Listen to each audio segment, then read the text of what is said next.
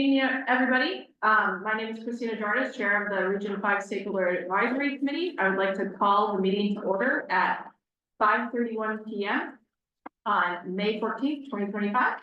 And I'd like to welcome everyone to our 7th meeting where we will start going over the zone land use and zoning.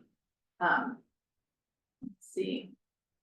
If we could have all of the members of the public sign in, we have a sign in sheet over there, right? Okay.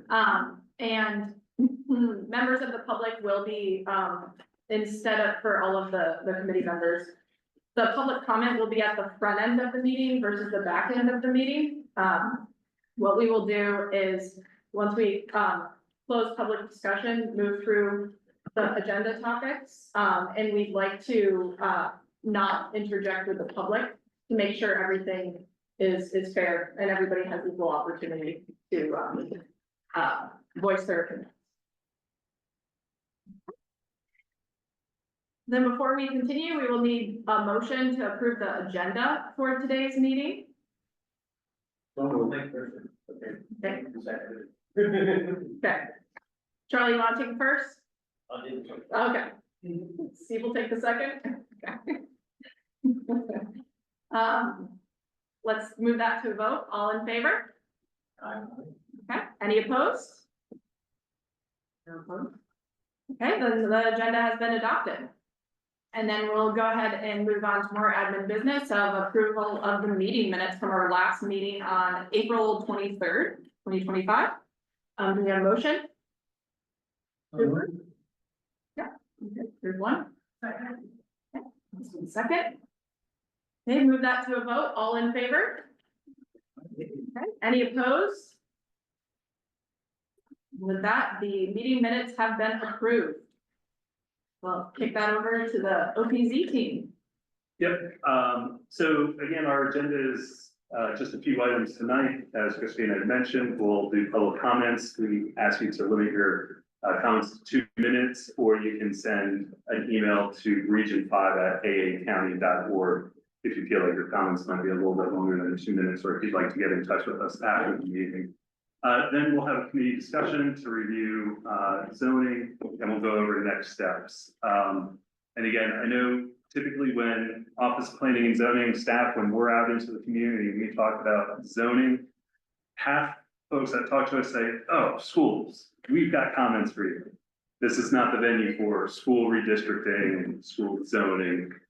We're talking about land use zoning. But if you do have comments or questions about the schools redistricting plan or schedule, they are taking public comments on a few scenarios with an interactive map. If you go to that website, and I think you can find some more information there if you're looking to get in touch or learn more about that process. So just want to sort of head that off here fast before we get going.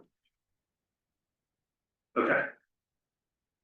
So we'll go ahead and open it for public comment. Do we have any members of the public? Okay. If you could just state your name. Okay, sure.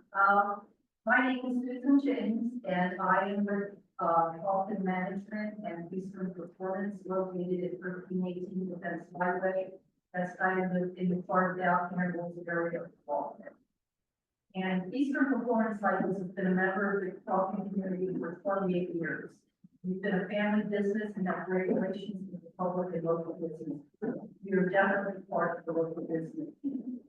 In 1997, we began by soliciting Harley Davidson motorcycles and selling parts in retail stores. Business grew exponentially and we currently sell and ship parts all over the world. In 2016, we had the opportunity to purchase the property from the landlord we make a renting from. Health Management was established in 2016 and is a legal owner of the property. Tim Whitmore owns Eastern Performance and Health Management. In 2017, we began selling these racing golf carts. As Tim and I are trying to afford the tire, the day-to-day operations that were taken over by two of our daughters and his nephew, he joined us 15 years ago after serving as a lead and council. The regional plan timeline and our goal of putting a proper succession plan into place for the next generation is the reason we are now applying for 7 years. We've been advised by several golf cart managers that we need the proper zoning to comply with the requirements of getting more golf. The time is right to do this, and so we can continue to do this in the future and support the community, businesses, and local residents. We don't want to have our nephews and the daughter to do this in the future. Time is right. Thank you for the opportunity to explain. Great, thank you very much. Any other members of the public looking to speak? Yeah, go ahead, sir. I'm good evening, my name is Patrick Ron. Just note, 1318 Fence Highway, zoning C1, C4 zoning. And I would also note that two parcels eastward of the zoning application is similar to some C4 property. And the property management owns the parcel immediately to the east of the zoning application. So a natural extension of that C4 zoning should be zoning granted, could potentially create a bridge from the requested C4 zoning of the 1318 Fence Highway to the already existing C4 zoning, two parcels.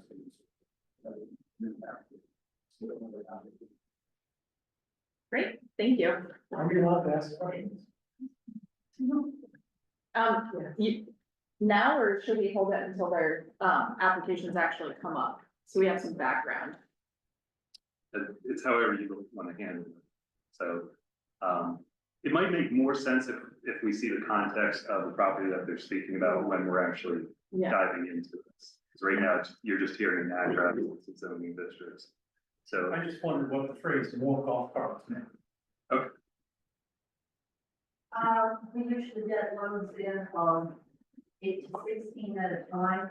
That is not going to change by more. I could have reworded it continuing to get that. Because the dealer, they want us to have certain square footage on the property in order to have these here. And we're kind of right on the line. We've been promising them, but we'll get it.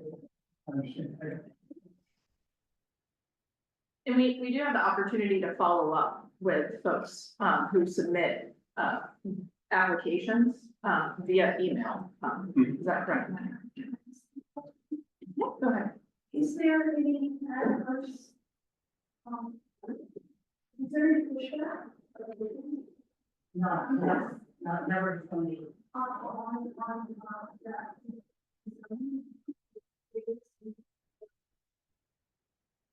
No, we supported the fire department.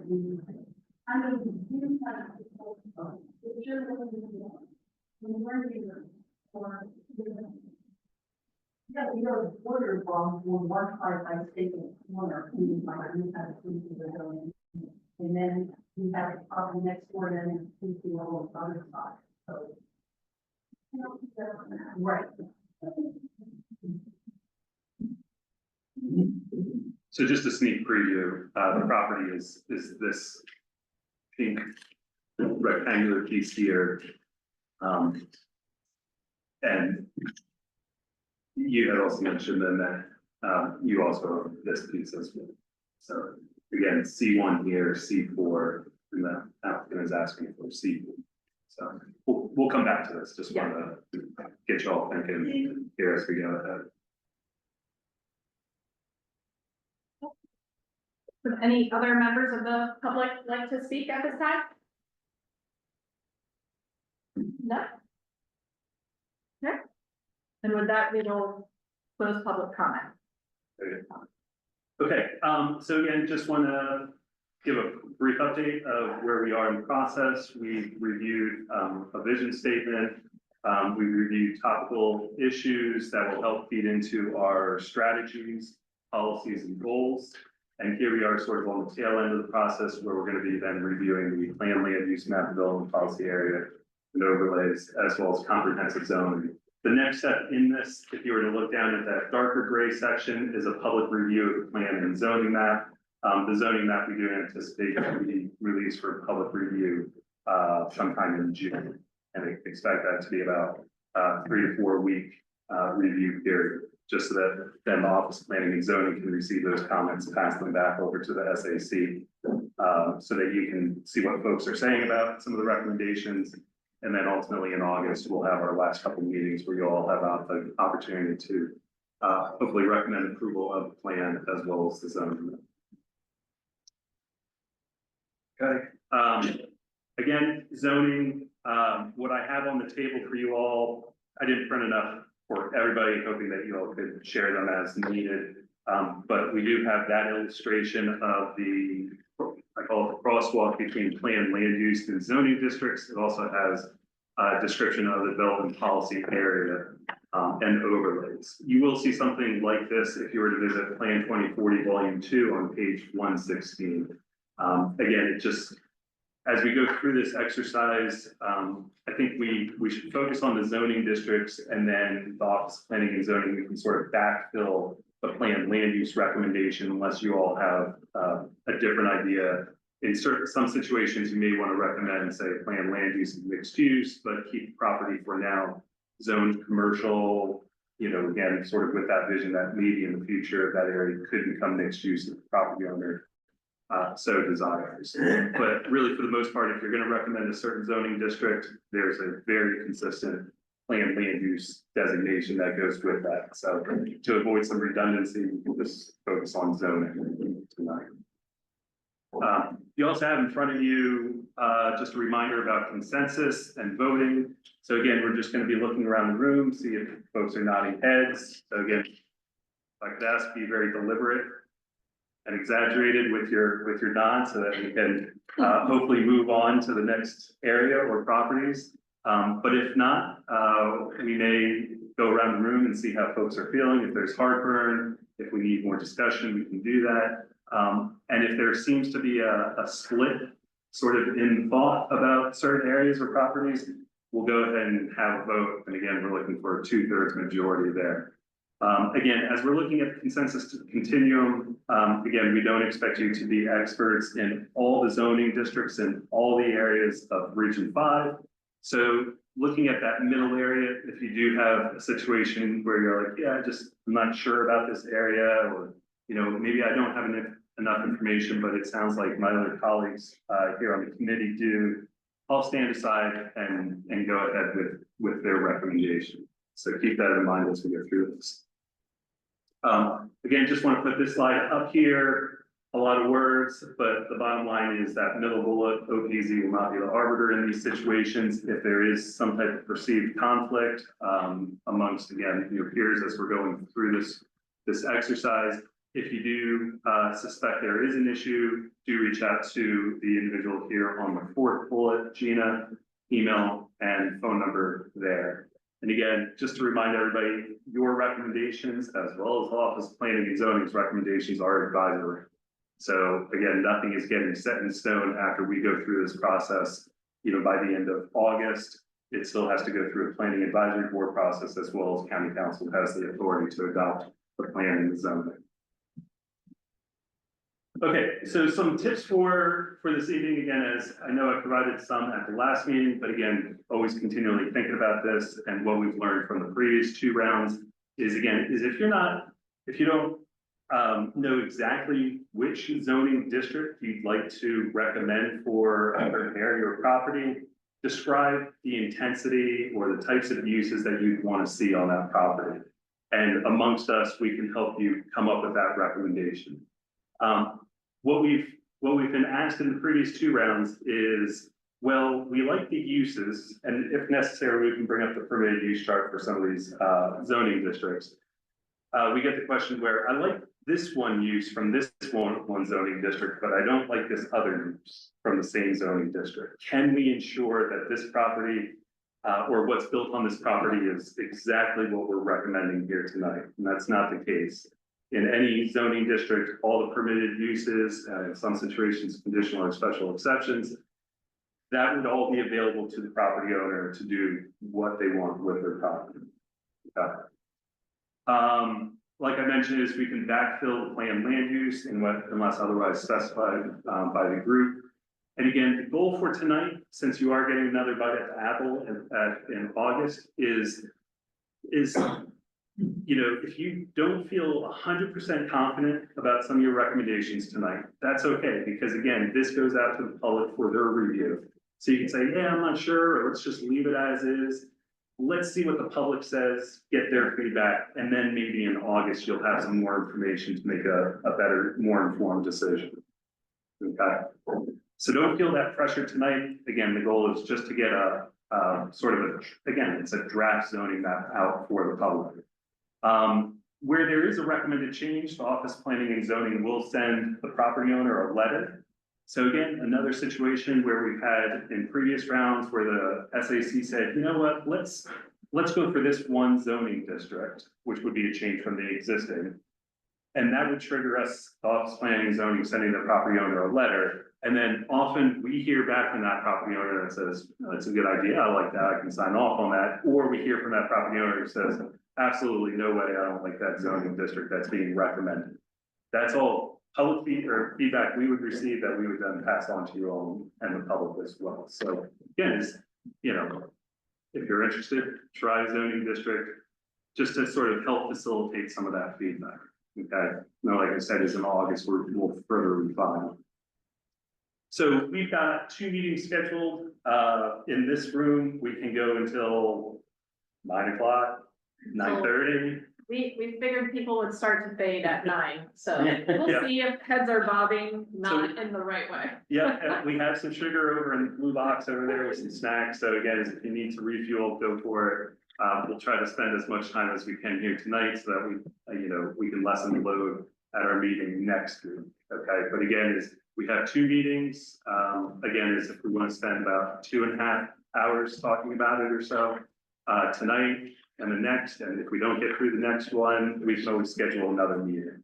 How you all feel about that, but, you know, that might be some motivation. Try to work through this, but don't rush yourselves.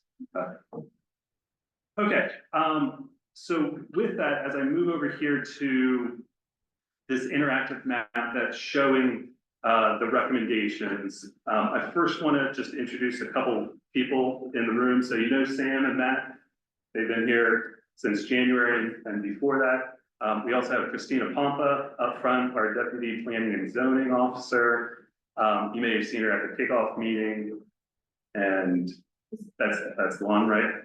And then Cindy Carrier, she was our long-range planning administrator. She was at our meeting last month. So again, we have a lot of resources here in the room, a lot of institutional knowledge. So again, as if you do have some questions, feel free to raise those. Before we dive into this, just a quick tutorial. If you can see this up on the screen, just to get more oriented with the colors that we're going to be seeing tonight. Your C or commercial zoning districts by intensity go from C1 to C4. Likewise with the color, where your lightest color is C1 and more intense as you get up to C4. Well, not quite purple because we reserve those for our industrial districts. We don't have any marina zoning districts in Region 5. Our mixed use zoning districts, I know you can't necessarily make out the color here, but we can always click on it. It'll bring up what the mixed use district is, but it's reflected by the diagonal line. Dark green open space, our Owenton Town Center zoning districts, which are also mixed use type, also in diagonal.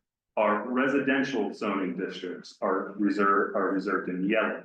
Same idea with intensity. R1 all the way up to R22, which is more than a brownish color, but again, just to help orient your mind here as you're going through this. So yellow is residential, and then some of our lower density residential zones are also in green to sort of reflect more of that open space type of characteristic.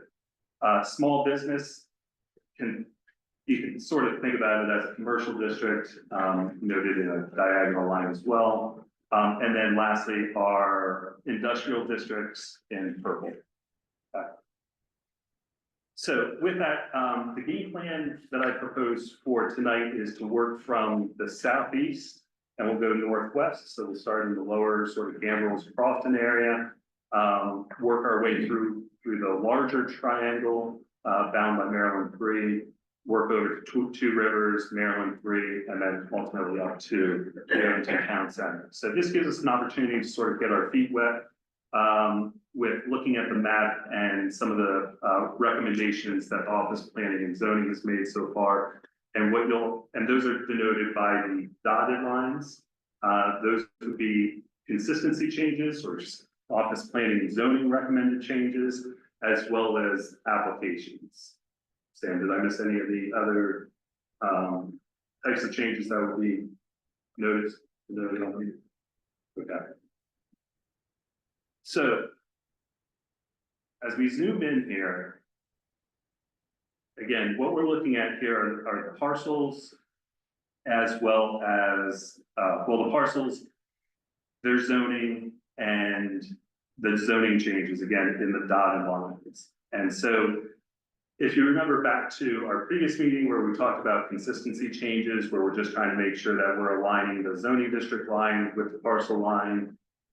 We talked about the open space items. We talked about making sure that the zoning now matches the planned land use based off of Plan 24. So that's what would sort of be behind some of the rationale of those areas outlined with the dotted line. Okay. So here we're looking at the Huntington Woods, Bladen, Heritage Hills area. And really what you're seeing here are the open space consistency changes. So typically within a subdivision, you've got to reserve some land for, floodplains, rec areas, open space areas. Those would be some of these then sort of more puzzle pieces intertwined here with the more sort of standard rectangular residential lots. Okay, you can picture that. So I know I might be asking a question that you don't know, sort of what you don't know yet, right? So right now we have this area, this would be, Sam, is this RA? Sort of RLD. Yeah. So it's a low density zoning district. It's very well built out. We've carved out the areas for open space, snapped them with boundaries. Is there any concern in this area with what the Office Planning and Zoning has recommended? How do we tell what we have recommended? What we're recommending are the dotted lines. Okay, for your information, when y'all spoke about rolling out maps to look at them, I thought we were going to sit, look at a physical map. Yep. I just need to go to my car to get my distance glasses, because I can't Okay. see them. Yeah, unfortunately, we weren't able to get the maps in time, but, I think this will still work for this evening. So Mark, this is mostly where you just were snapping lines to make them align more accurately with what's really going on, right? yeah, and what I'll do here too is if I take off, hide these, this is the existing zone, right? And what we talked about is there's, back 40 years ago, there was this open space that roughly followed a FEMA floodplain. That was 40 years ago, though. So things have changed since then, not only probably in that floodplain, but also with code amendments that further protect natural resources and where you can and can't build. So again, is we don't necessarily feel that split zoning parcels to do that is the best tool. We feel that those tools are within the code already now. So when I then pop these on, you see that for the most part, these properties are now one zoning district per parcel. Right? There still might be, some remnants here. Like you all, we're still working in a draft as well. So we might still have some cleanup to do. So forgive us for that. But again, what we're looking at here again is cleaning up some of those open space areas to ensure that it's one zoning unless otherwise specified based on our 20% rule within parcels. Yeah, so do you have any questions on this one? Yeah, it seems to me like this is just clerical corrections, and that That's, And that's what, there's going to be a portion that are literally just cleaning up. Because technology and surveying team has gotten, more precise, so. I think that's what Mark's saying, these should be easy. Exactly, That's- yeah, this isn't a trick. yeah.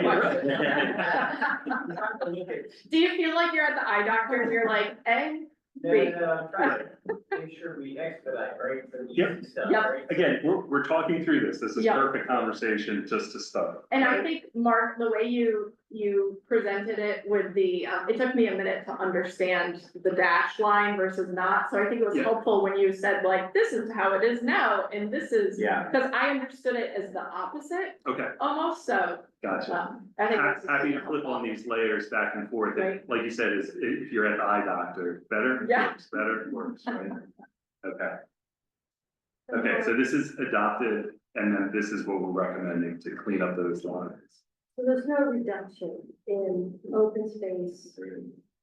Well, that's, so Or- we haven't run the statistics yet. We'll do that later on in this process.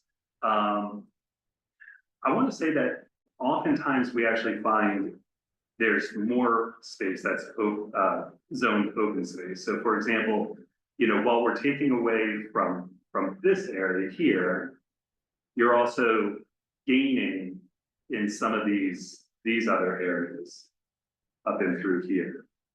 But Mark, just to Right. clarify, that doesn't necessarily mean those parcels are not open space uses, right? Correct. Yeah, it's as platted. That's designated as open space or that area. But it could potentially, if there's room on that parcel, allow for an additional development, for development. If it's zoned open space, very little additional uses could be on that property.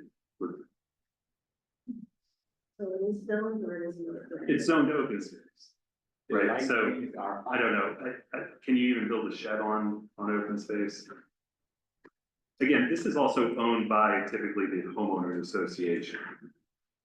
I guess that's the point of the question I was Yeah. trying to ask was, there's a difference between zoning it open space and it being open space in a homeowners association. Right, exactly. So like we had mentioned before, is we're not gonna necessarily zone a property unless it's platted somehow as open space. That could be a taking. Right? In other words, it doesn't become developable. Yeah, as open space, it really takes it off. For all of that, and that, I mean, if you look at the areas that have been concentrated in dark green, it makes sense because of the way, like in that one area that, like horseshoe, if you will, would be an HOA property, so it makes sense to have that as open space, versus I would assume the other R5s. The ones that, became predominantly R5s, those look like single parcels owned by homeowners. The Property Owners Association. Right? So if it was open space, but now it's light green, the dash line. It's not open space. Correct. This would then be, That's all R5 now. Alright. RA. Or RA, sorry. So it's not protected open space anymore. Correct. Right. So, but it was being floodplain. But again, we do have now a 2015 FEMA floodplain layer that would be much different from this, right? We don't want to operate, or we don't want to have an antiquated or have antiquated information or data inform a zoning district, right? And like I said, is if the property owner were to redevelop the property, they would still have to follow what's in the subdivision code to protect natural resources. And the FEMA floodplain Mhm, would be part of that. right, But it generalizes this, so you don't have to, every time the FEMA floodplain updates, exactly, you Yeah. don't have to rejigger things and go through this whole process. yeah. Mark. So on the, what we're looking at right now, I see all the dark green spaces. Yep. That's current. And then you have what you recommend, Matt? So again, this is adopted zoning. Can you? Does that mean as it is right now? Yes. Okay. Current zoning, adopted zoning. Okay, I'm gonna use those two words interchangeably, adopted and current. Then what we're recommending, what the Office of Planning and Zoning is recommending okay. is this. I thought it was the other way then. I was wondering how I thought it was disappeared. But some of it's been added to, Mhm. Yeah. Okay, How are people feeling? This is the first one. Are we feeling good?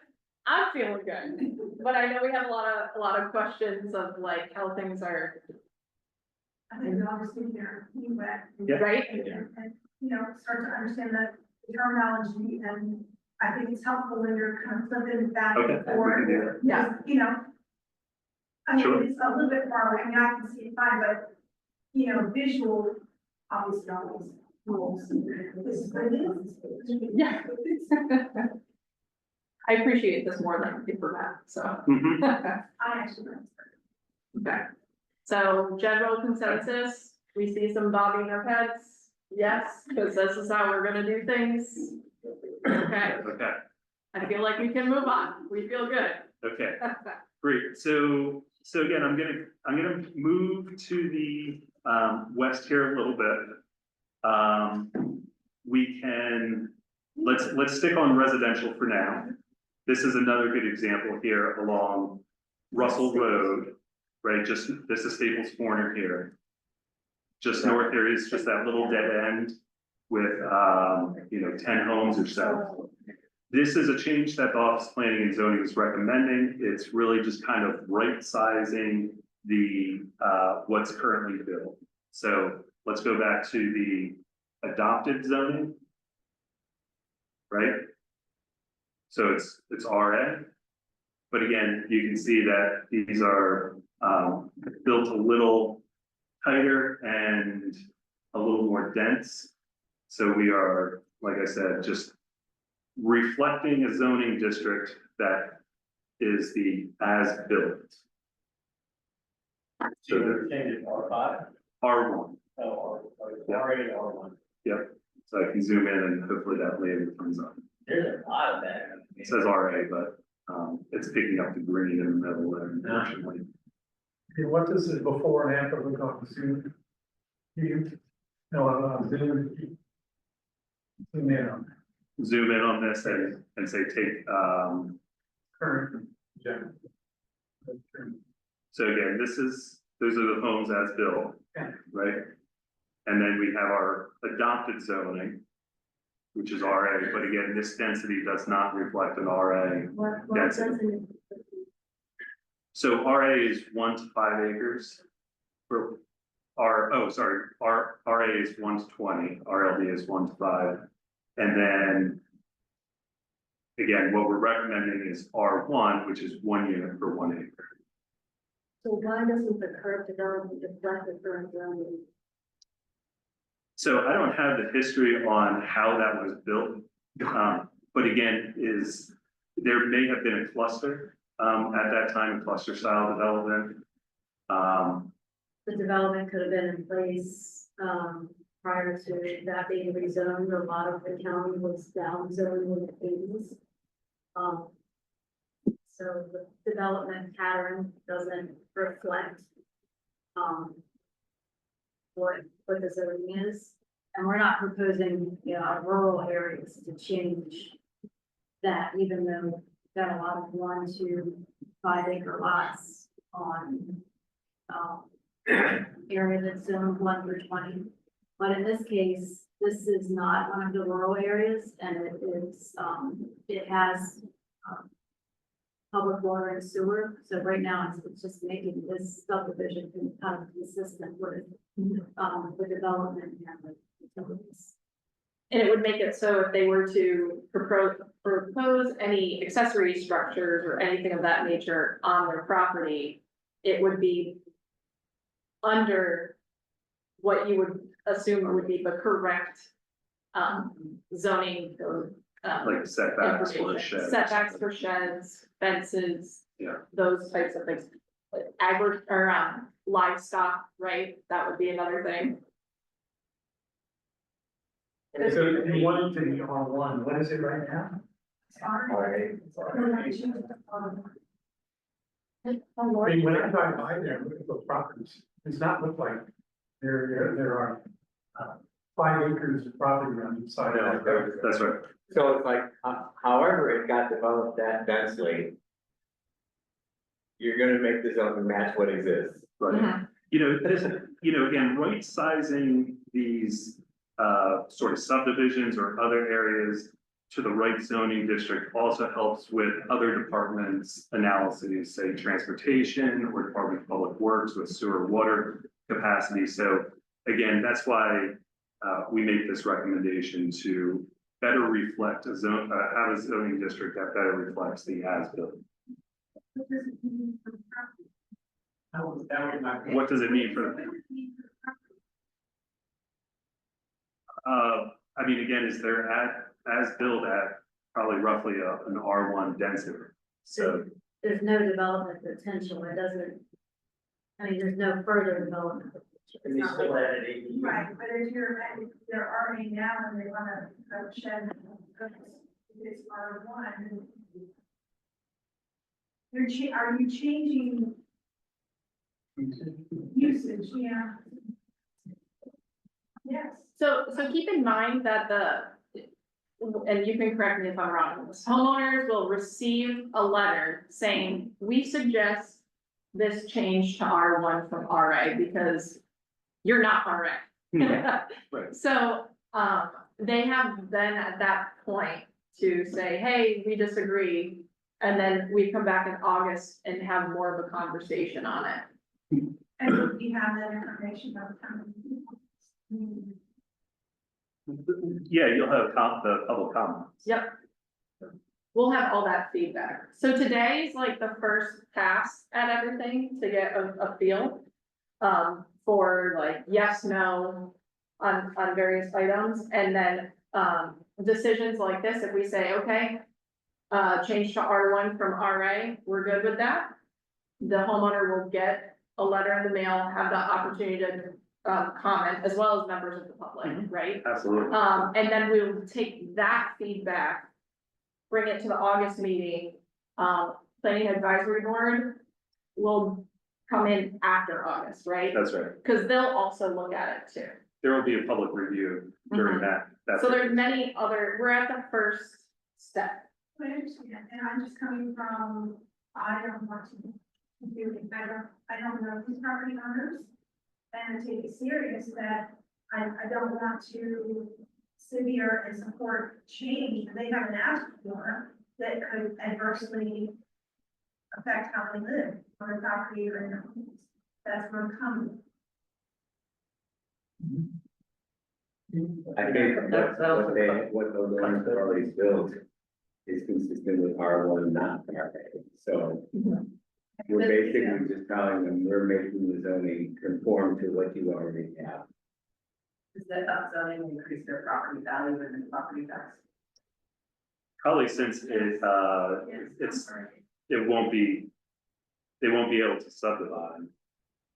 SAC, the State Department of Assessment and Taxation usually takes a pretty conservative view of that. And I think one of the main criteria is whether the property can be further redeveloped or subdivided. But again, I don't want to speak to them. Each case is different, and we do recommend individuals contact SDAT for their own unique situation. But again, these are, I don't see any further subdivision potential. Where's Underwood Road, is that the Holy Green? Yes, yeah, so But this picture you're showing, we've got 10 residential properties, but you also have 2 or 3 other properties that do not have houses on, but they do those triangles and triangles. Yeah, is that part of the? Is that? oh, I'm sorry. Yeah, let me click on that to see ownership. They have 2 homes on them, they found. Okay, Yeah, I got that. Their access, one access.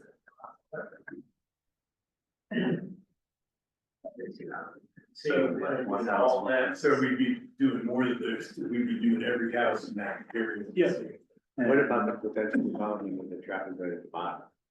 There's nothing on. This right here, Yeah. this may be, I don't know, Sam, if you've got geocortex open, that doesn't necessarily look like. It's associated with, That's like, Yeah. Yeah. this may be their. I mean, if you change that one for R1, aren't you? The Bell Branch goes through there. Right? So that property is 3.17 acres Yes. and it's individually owned. It's in a trust, so the trustee name is in SAC. So I tried to pull the plat on these lots and I can't get it to come up right now, because I was curious when it got recorded. So if talking about this rectangular Yeah. parcel that's selected, right? Christina said that it's 3 acres and at an R1 density, you may be able to get 3 units out of it. So by rezoning that particular part of everything you're discussing, that piece could be subdivided and developed. Maybe, Right, we can't, because there may be natural resources on here that limit the developable area. I think there is. Yeah, there, And the property size for this one is 0.96, so one house in Very sense good. there. And I would imagine that's somewhere around an acre as well. So again, one house. Yeah, that was. So, and again, when we typically talk about your R districts, you know, we often think about it as the maximum that you can get, because you've got to consider open space, rec area, roads, green area, stormwater. There's a lot else that takes up that money. So if the 10 houses is gonna become R1, that's about 10 acres, though, right? correct, the lot, these the Yeah. lots on the road are like 12,500 square feet. Uh-huh. They're very small. They're even less than what you would do with an R1 density typically. Which is why I wanted to look at the plat to see how old it is, but I cannot get it to come up. It We might didn't be feel that like reference. a higher density was appropriate, I think, given that side of the road is R1. And maybe the potential for the other. I didn't quite hear, so why don't you make it R10 instead of R1? I guess is really the question, right? Yeah, So it R- makes sense to me to make it R1, Yeah. when you don't have 10 acres there. Yeah, Yeah, so again, is utilizing the crosswalk that we have on the table. So again, R10 would be more reserved for townhomes. As we're going up that intensity scale. Right, R5 is 5 units per acre, so you're looking at. What, 8,000, little over 8,000 square feet per lot, which again, these are 12,000, you said. So R5 doesn't make sense, then R2, but again, is we're just playing it a little more conservative. Right, the R5 is limited to 7,000. yeah, No, it doesn't make sense. okay, so which part? You have 10 properties there. If it's R1, shouldn't it be 10 acres? Isn't R1 one house per acre? That's what we're saying is correct. What we're recommending Yeah. is not quite or not exactly aligned with the zoning district. But like I said, is if you want to look at the available options of zoning districts, right? It's not RLD, that's less intense than R1. That's 1 unit per 5 acres. These are like a quarter acre. Right. They're a little less than a quarter. I mean, maybe the better district would be R5, which is what you have across the street to the west, but So the would way you, the transition in zoning is working, I can see why the staff are recommending potentially R1 here versus RA. so then the idea would be because you want to identify sort of contiguous parcels and areas. If you were to say, okay, these this subdivision here, if you want to recommend R5, then if you want to right size these would be R1. And if you're looking to limit development on this one, R1, it becomes very piecemeal and could almost be considered spot zoning to a certain degree, which you also don't want to do because it could be a windfall for a property owner and could be illegal.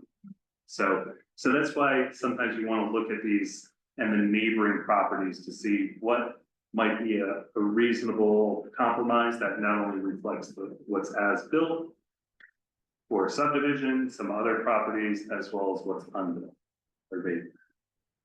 Okay, So Mark, not to get ahead of you, but there's tons of RA and R5 that should be R1, R2, or 10, whatever. Are you doing this for all the RA that's been subdivided back in the 1920s, the tiny little lots that are still RA? So a Like lot, my house? no, as we talked about earlier, it's where we don't, it's kind of the distinction of where we have public utilities and where we don't have. yeah, so Those I'm are great. focused on where there's a lot, right? No. They just put it in front of them.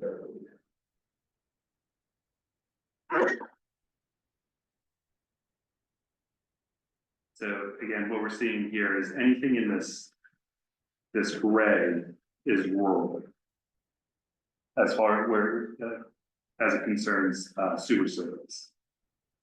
Okay, so as we were just talking about here, you can see Russell Road does have service, sewer service, public service. So the drivers and sewer service more than anything. That, It's a factor. yeah, It's one of many factors.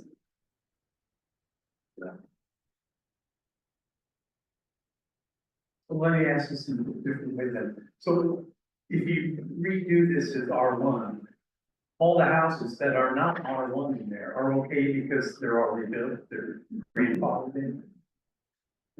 Okay, all right. yeah, I mean, I would probably hazard a guess here that the setbacks, if somebody wanted to do a shed, would probably be a little more reduced or reasonable for this type of density. Rather than probably in an RA or RLD, you might have greater setbacks that when you actually do your calculation, you might not have room for that shed or any other structure.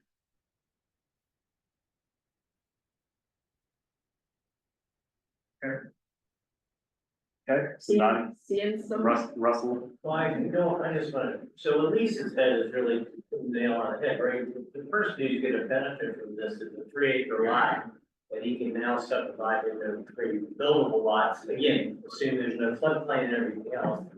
So that's a windfall for that owner. I'm not against it. I'm just saying this. Yeah. And again, I think you guys have done a great job. I'm not being negative. I'm just saying it's a windfall for that property owner. Because now you put 3 houses on it from 4, 1 to 20, so we can't have houses. So we can see 3 houses there. But I thought can't subdivide. You said we couldn't subdivide. the properties that are built here in this subdivision. No, the big one. Yeah. Right, so the bigger one is 3 acres. Yeah. It's vacant. But that has water and sewer. No. You don't know that. That one doesn't, but, I mean, you know, if the property owner doesn't object, I mean, I think we would draw a straighter line there, you know, just to, as far as aligning like the development policy area and then in the future water sewer master plan recommend. Right now, I mean, we would not because of the already zoning. I think we were able to convince them on the Russell Road because they were already built and they may have had some issues. with it. So, one concern would be that Bell Branch Headwaters is on that parcel that the proposal is on. And the way that the trustees developed the property is concentrated to developing away from, further away from the headwaters of Bell Branch. I don't know if you want to take that into consideration. So that, the actual development of the site would occur if it were to develop those things would be addressed during the development process. If they put it for a grading permit, it might be denied because of the street, but It's also, I happen to have the luxury of driving by this site, it's pretty steep. It's not very level. It probably would cost a lot to even put a house there, so But that- even that's- just one. That stream line's accurate, I believe there's a minimum 100-foot setback from that stream. line to the building. Yes, that's 200 feet from the stream to the northern property line. That doesn't give you much. No, yeah, no. Yeah, really don't like it.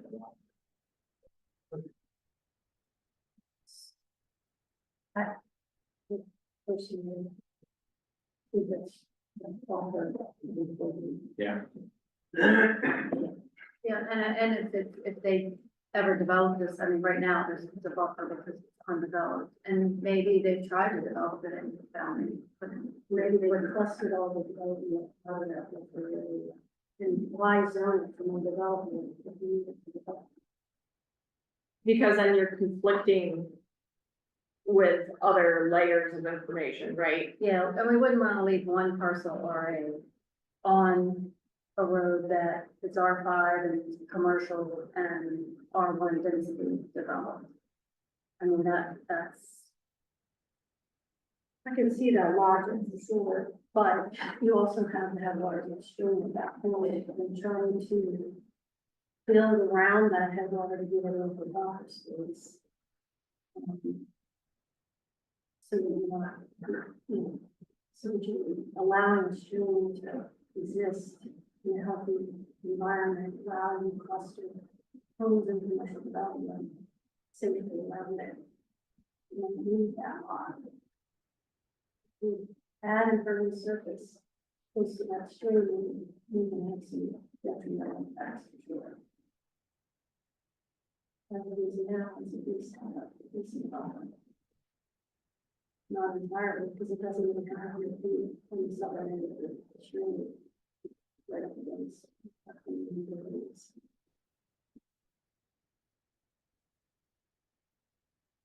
So are folks feeling more strongly about, I think we're fine on these, these northern ones as R1, right? Is that what I'm reading?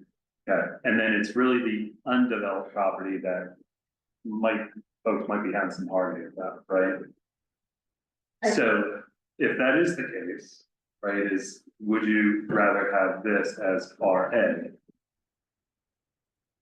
Again, it's your recommendation, right? So we're just looking to find consensus on this. I mean, how's everybody feeling about making it all R1 right now? So R1 for, They're saying RA, But the whole cluster would be R1. I'm saying to the east, all the other green ones, are they staying RA? this over here? Yeah, Yes. so it's not that isolated to say that one piece remains RA, because the other one's right over there. Piece of the tree, that's not the green. The True. grayed out one with that, so. Sorry, which one? Right where your cursor is. Oh, this one. This is existing R1. That's the most, No, the motorcycle place is. that's the existing motorcycle. This, right? They want the property adjacent to the change. They have not come in with an application Just yet, said that they want to change. but we have not. We don't have that application, but, again, if they want to go on record to, with that desire, then we can talk about it, but we haven't heard officially that they want this property as commercial. It is commercial, but they want to go from. No, so this is R1. This is R1 right here in the middle. They Okay, own both pieces of property. One, Yes, they own, dark purple is already, Where's that's what it's saying, is already. That's saying. Oh, I thought they had the adjacent property and were trying to connect all of them. potentially. Right, but they have not come in with a formal application or request yet. Request is So- for the small. Okay, so when they stood up, they were just talking about This, changing the zoning of that. this property. Okay, I understand. Wouldn't a person face the same obstacles because of that stream, whether it was RA or R1? There are provisions in the code that require certain protections or limit development around natural resources. Right. Like that, we were talking about the 100-foot stream buffer. Right. What is the difference in that? Yeah, it doesn't apply fully to either state. Same, Yeah, so they face the same obstacle. Yeah. correct. Because that buffer is Yeah. consistent across any zoning category, right? Because it's a separate layer. Yeah. So how's everybody feeling? Cause these, I will just say, this is, less, difficult parcel and we've got our feet wet on it. So how's everybody feeling? I feel like we should kind of move to a little bit of a flow here to see how folks are. So R1 for now, R1, everybody okay, move, okay. And that's, I think we need to take a full vote. I mean, ask for who's in favor and ask for who's opposed, so we Okay. can just see that. okay, so R1 for everything that's proposed here, the subdivision here, the 2 single-family lots as well, and then the vacant parcel. R1, Christina, okay, so, and we haven't talked about this too much, so I don't need to make a motion for a vote or anything of that, right? We can just call for a yeah, vote? you're right, let's take the motion and Okay. second. And so somebody has the motion for, I'll make a motion and we vote on this proposal. For R1, for everywhere. Exactly. okay, Lisa's taking the second? Yeah. Okay. Okay. So all of the, we'll move that to a vote, all in favor? And let's see, do you want me to Okay. call out names or no? You're No, good? so we have, how many folks do we have? 1, 2, I 3, can- 4, 7, 9, 10, and 1. Any opposed? Yeah, I said 10. Well, so, you're right, I got ahead of myself because you could have abstained. Yep. Yeah. Yes. Okay. Okay, great, so, Can I ask, we still, no, Yeah. why, what are you opposed about the change from RA to R1? What difference would it make?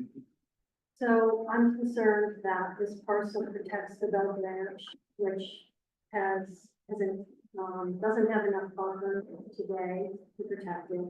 And that the property owner will potentially attempt to build 3 houses on the surface that will encroach on the buffer.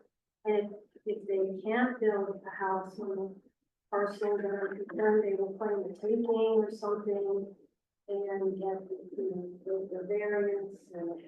So because R1 would allow 3 houses and RA would only allow 1, that's why you were opposed to change. Yeah, I don't think that the parcel with that buffer will allow 3 houses. No, I think we've already done it. Good.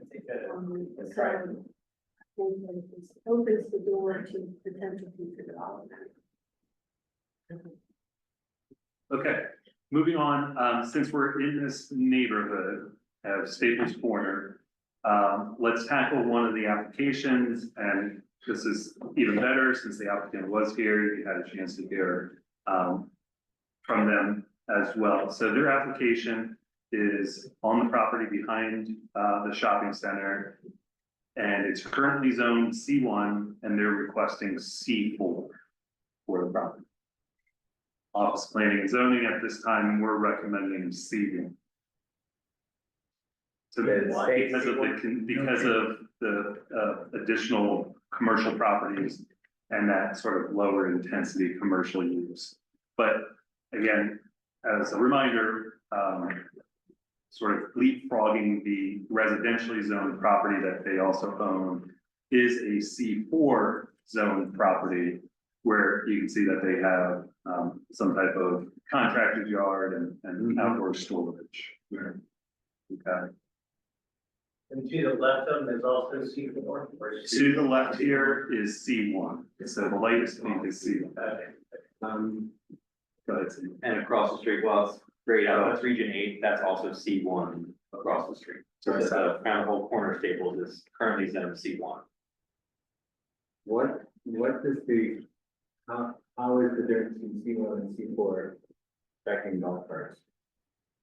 So the big thing in C4 is you can do more outdoor storage, and it sounds like they want, the golf carts are gonna be outside. Like C4 is usually necessary for contractor yards where they have a lot of outdoor storage and also auto dealers. And I would say golf carts are kind of in that mini, auto dealer. So, and it is our heaviest commercial district. It's very high. There are a lot of applications for it. Is there a restriction on the number of golf carts they can have? There's a restriction, most likely on how much outdoor storage they can have. And probably what we understand is it is a non-conforming use at a W2 zone. What does a non-conforming? It's official non-conforming. Yeah.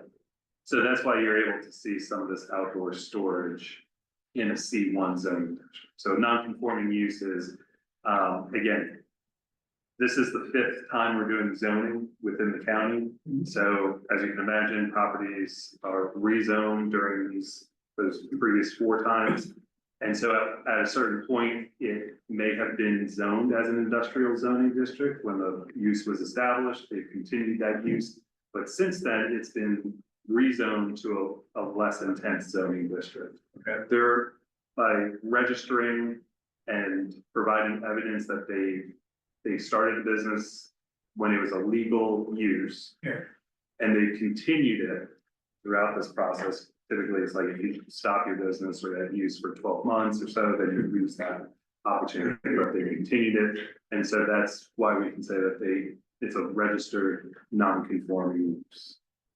So they're able to operate. So right, as if you were to look at the permitted use chart for C1 right now, you would not see outdoor storage or thing. But because they have that registered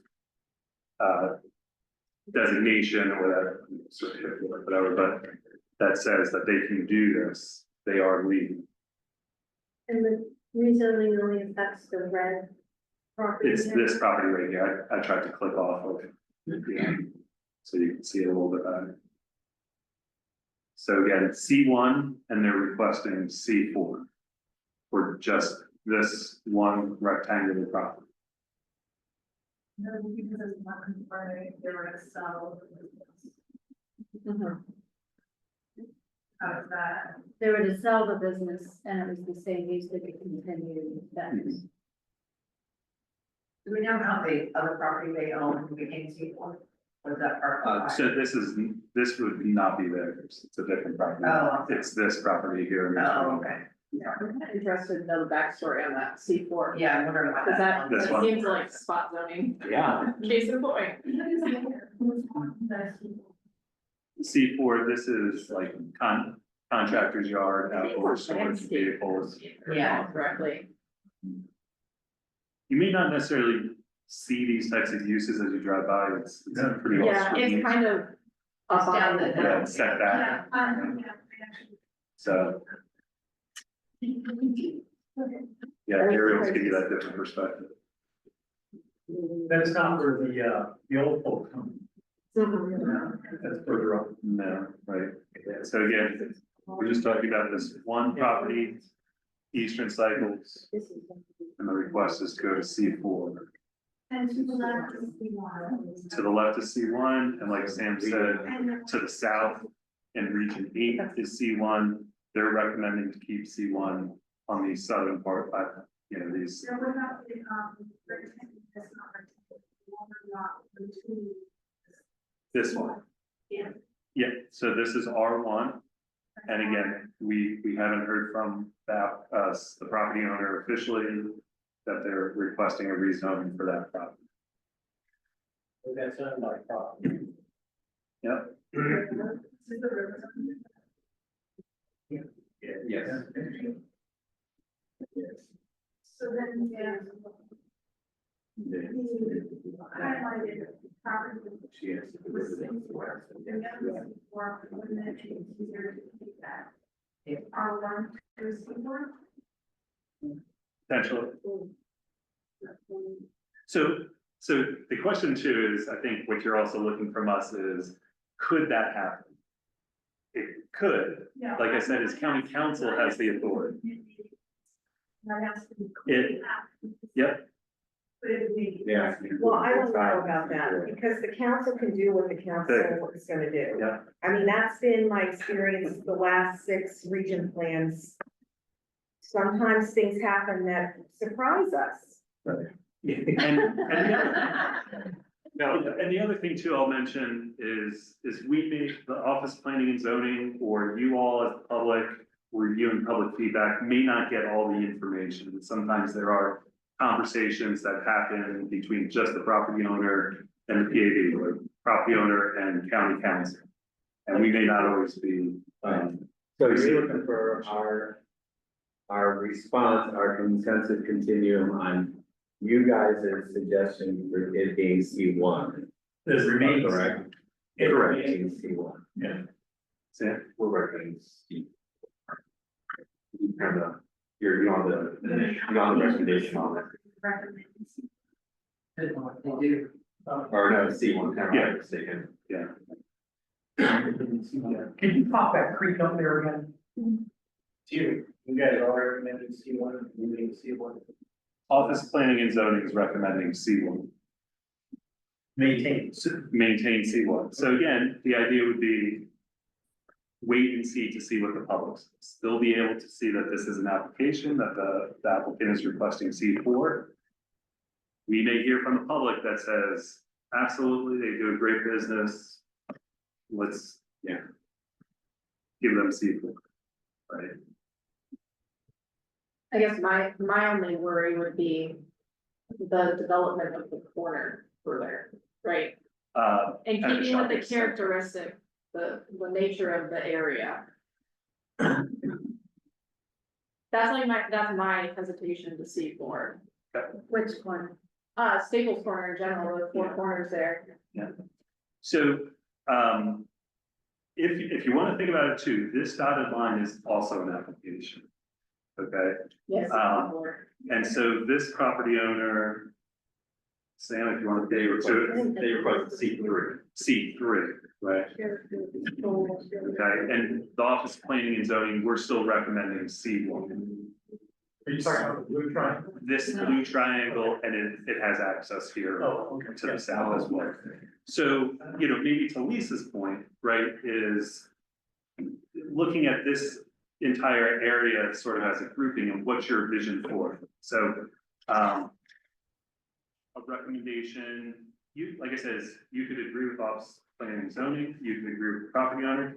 You could even say, you know what, maybe C3 is best for this property. Come up with a one in between based on intensity. And allow this property to be maybe the driver of how this area may be rezoned or redeveloped in the future. So again, trying to think about this area as a group and what your vision is. So that's not the auto sales, They're further requested. right? Yeah. Sorry, I'm talking about the little leg that it has coming down to. Yeah, this, I know. So that's probably a non-conforming use, right? Or it could be illegal. Or it could be illegal. Well, that's fun.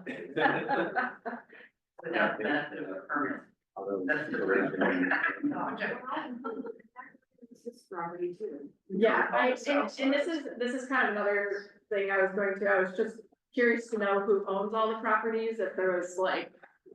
Yeah, so Because this, it makes me nervous knowing how the traffic is and everything there. It's not part of the current application. Look like that. That's. Is that certified not to work against all those? the property that I have highlighted. We don't, yeah, we don't know on that property. I'm not saying that we don't know, we just haven't done that research yet. Or auto shops generally permitted in C1. I didn't know that. On this section. So wait, what are we talking about? How is that? So you know, like our conversations, and I appreciate y'all sort of thinking, okay, what happens here? What happens to the surrounding Yeah. properties? That's Yeah, you do. good to think about. So I started here with this one property with the applicant requesting to go from C1 to C4. We talked about this property sort of leapfrog across R1 is currently C4. There is this property owner who has this also leg here that wants to go from C1 to C3. So the thought was, do you want to look at this entire area as a block and feel like all of that should be one zoning district? Sure. Right. Yes. Especially in a region that so many people are pushing back about, is, no more development, please slow development. I mean, by Right. up some, you're just opening the door. I'm very concerned about that already, Yeah, and especially to, the creek, that we're talking about, runs through that too. To Well, the open creek that- is just to open that the up. buffer zone parts. I'm just saying, I mean, go from. yeah, the R. That middle, that's fine. Yeah. It's got that creek. That's just, you've got C4 to C4, R1.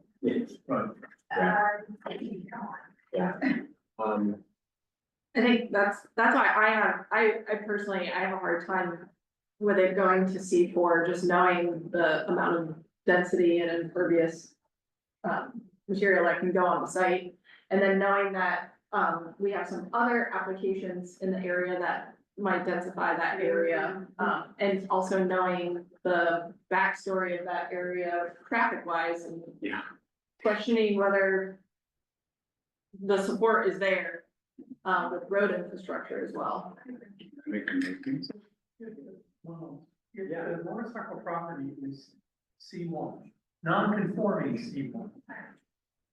Why do they need to change it to C4? Can't they already? But they're already non-conforming, they're already. But they're, They're not. they're approved, not. They're legal, right? Okay. It's. It's. Yeah, in some situations,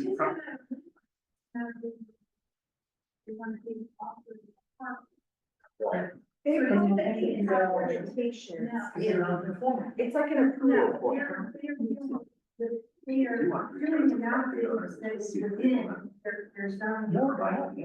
That's what Mark said, they're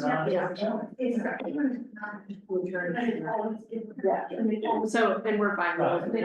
Okay, so folks, we have I'm gonna make this one exception. We're gonna try not to get into the business, but I can see the property owners still here.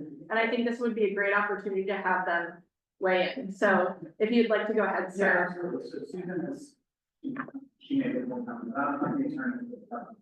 Essentially, the non-conforming use doesn't allow property owner, for instance, to obtain finance to renovate or perform, major construction improvements, because a lot of insurance companies, a lot of financiers will not deal with non-conforming development. Okay. And one of the goals, that I understand it, of Plan 2040, is to eliminate non-conforming uses and to have existing uses on each parcel match up with the zoning that will be adopted.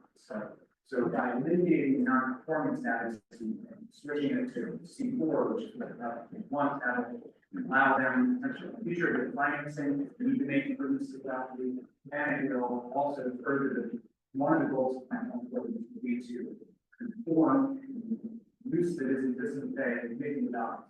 There wouldn't be like a sort of dominance standing out there. But the zoning doesn't match the current use. So that would, by rezoning into C4, we would allow current use that's been on existing use for decades at this point. Better, the zoning would reflect that. Thank you. Thank you guys.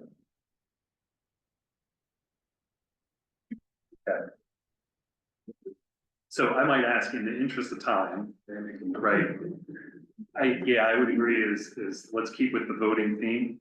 I make a motion to have all of that pink stay C1. And so it would be this property And you said the triangle is also. and the triangle and the leg. Yeah. And maintain everything currently C1 on the north side here as C1. That's the motion. Order. We'll go ahead and move this to a vote. All in favor?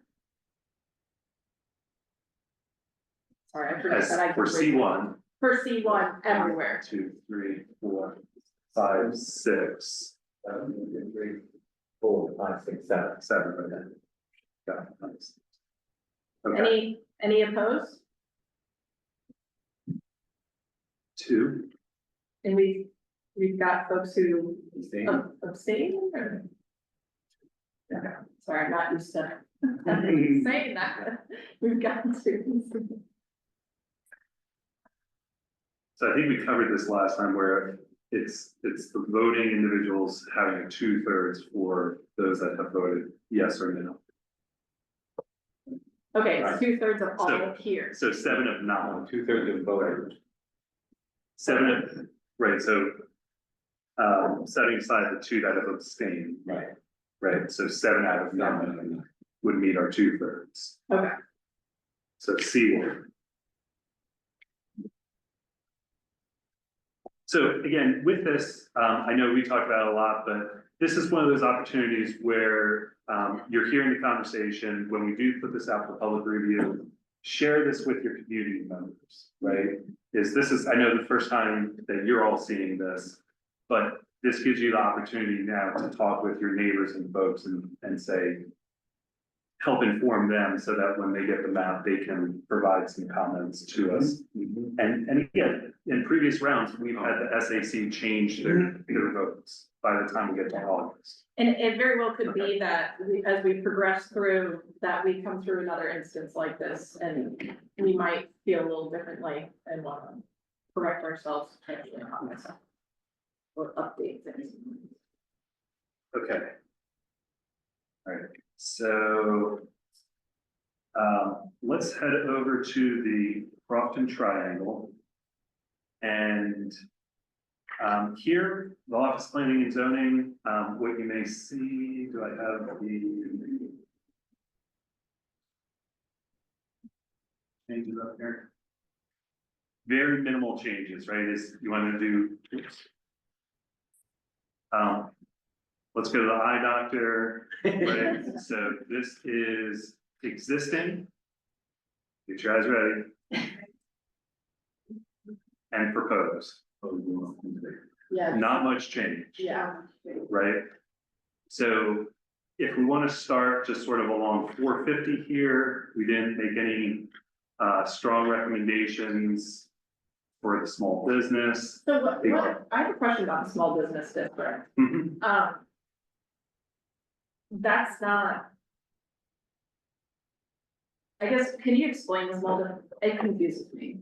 Yeah, and it has changed a little bit with some recent legislation over the past couple of years. But the idea would be, it's sort of, I think the intended, or the intention of small business was sort of creating some type of transition between a commercial district and a residential district, where you might say have an insurance company run out of a structure that looks like a house, but you would still have, 5 and parking spaces or something. It would look like that local business to a certain degree, but Well, and it can also be, in a lot of cases, you'll have it on a road that maybe was a more rural road 40, 50 years ago. And now there's so much traffic that it's not conducive to residential use. And the owners want to do an insurance agency or run their painting business out of it. We saw some of those up on Maryland too in Region 4. So it is it's kind of a bridge zoning district between residential and not quite going all the way to commercial, but recognizing that maybe residential doesn't fit there anymore. Okay, so you kind of keep the architectural, you would typically, Quality of the neighborhood and whatnot. yeah, so for example, I mean, again, looking at this small business, you know, these almost look like residential driveways. Yeah, You do have a parking lot, a larger parking lot in the back, okay. so. That's it. It is Yeah, insurance company. yeah, it was funny that you said that, I was like, yeah, that's perfect. Yeah, bingo. So, okay, so heading along, Or there's no change to that. you just see that we're actually cleaning up the boundary. Yeah, Right, yeah. where it's slipped, right? But otherwise, again, when you put your glasses on, take them off, you see that there really wasn't much of a change. Proposed, you know, sort of in this heavy yellowish area for R5. So, and again, all this. Yep, was just cleaned up in some of this area. If you do want to talk about the corner here, work office planning and zoning, again, you can only see just a small area of a dotted line, just indicating, again, more cleanup, not making any recommendations. You have C1, again, sort of almost creating that transition to more of that C3 that you would see along Maryland Road. But again, we're not making any recommendations. You're welcome to weigh in or just go with that. Okay. Everybody, yeah, you're not. Yeah, I'm seeing that, yeah. What's the dog along? Here, Yeah. let me turn on existing. So this is actually a state highway property as well. And again, there's just that little bit of bleed of C3. So just for a little bit.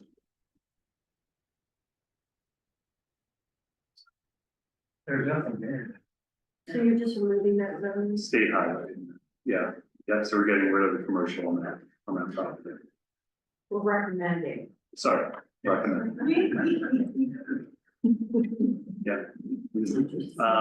We don't have final authority. And then I think some, open space was getting, cleaned up, within the parkway, or, Yeah. triangle, if you will. Exactly. Yeah. Let's see, I'm trying to find, then there is, a change here from, I think, R15 to R10.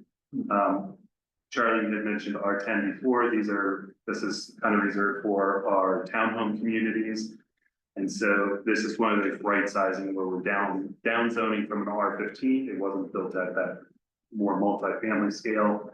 It was built more at a townhome density.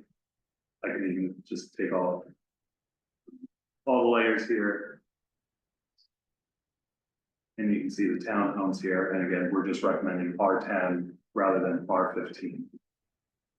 What are the properties adjacent to that? Are those R15? To the north, yes, those No, are, not that one, immediately adjacent to the blue. Right next to them. these right here. No. Your highlighted parcel, The blue parcel that you described. Yeah, so townhomes. And to the immediate. Comes in. I'm zooming out. Right, So this is all one parcel, yeah, so on the south side of it, right here, those have, yeah, what are those? townhomes. All Same R10. R10, Okay, so you make that all R10. yes. Okay. Who's the council? That's all. What council district? This is Councilwoman Ledbetter, I believe. She may not like that.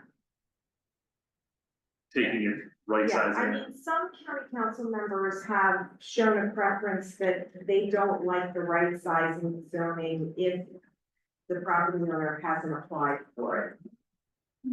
This is our recommendation based on looking at the on-the-ground density, but this could end up changing. is it just because in the future it could get knocked down and then built to a higher density, or? Do you know the? Why we recommended it? Or why the. proposed it? Because the property owners have not applied Just the for it. property owners, Okay, I mean, this is coming from a policy in Plan 2040. Now Ms. Ledbetter was not on the council at the time, Plan 2040 was adopted. But, you know, we've gone through at least one region with her already, and she likes to know that the property owners are definitely on board for things. They get noticed to be approved. They will get notice, and then she will also review all of this. So it would be these two areas that are, it's the darker, less transparent, orange here. So going to you're, R10, you're recommending it again, to match the as-built. Yeah. And I think my personal opinion is that, like, things could, and this is also being part of the design community too, like, have consistency in the approach, that way there's not onesies, twosies. Yeah, that's what Makes we sense. tried to do with the policy from Plan 2040, but we had a lot of onesie twosies already, so. Just to use your terminology. Okay, Yeah. so coming back around then, by the library here, this is another situation of R15 and R10. Again, just right sizing to as built. That's why you see it as a little bit darker when you take that off. Okay, so this, or sorry, R5, yep, going to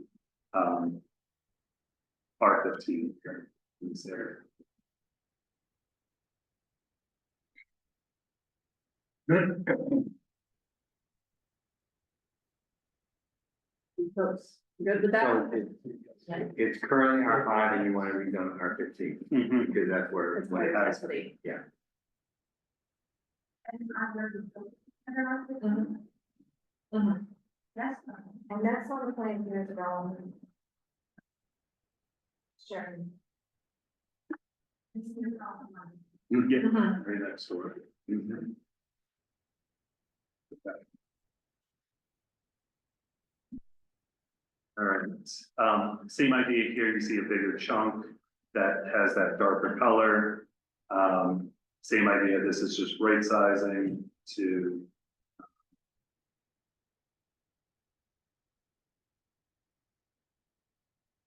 So these are all individual parcels with. Mark might be multiple estimates because it's. Oh. In there. Yeah, yes, so go into. So are each of the buildings in their own association? Is that? Let's go to art. Oh, they're, okay, I get what you mean. Because those are the three family dwellings, aren't they, that, where it's, looks like a townhouse, but they're basement apartments, Yeah, okay, 2 or 3 family. yeah. They're very nice, I mean, look at the wheelchair. This is going to art.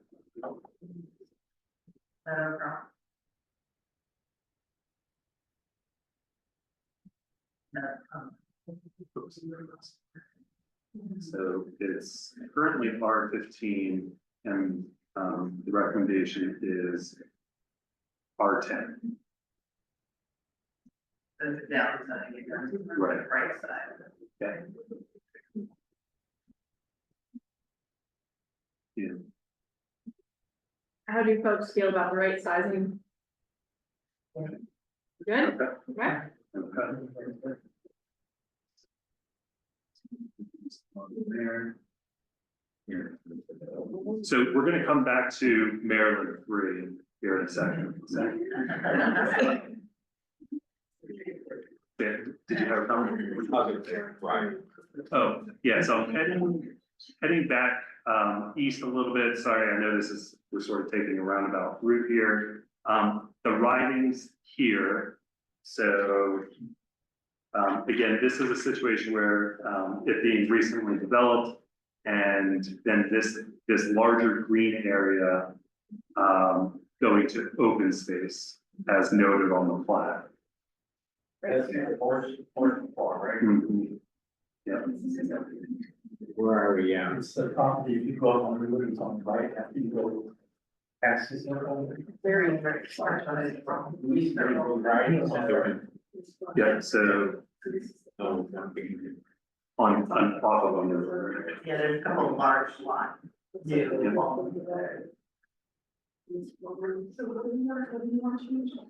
So the situation here is, now that it has been developed, pulling out the area that's reserved for open space for the plat and zoning that as open space. Yeah, I think it's a good idea. So Okay. is all the Arundel open space then? Everything's not developed? And this property then still, this is where the house originally was, right? So That's what. the original house. The original house, For the property, right? So that's still- If you look straight ahead as you drive in, it's Right, more. and what's that zone? This is, I believe, RLD. So that's owned by an owner that sold off most of the lot of land to the.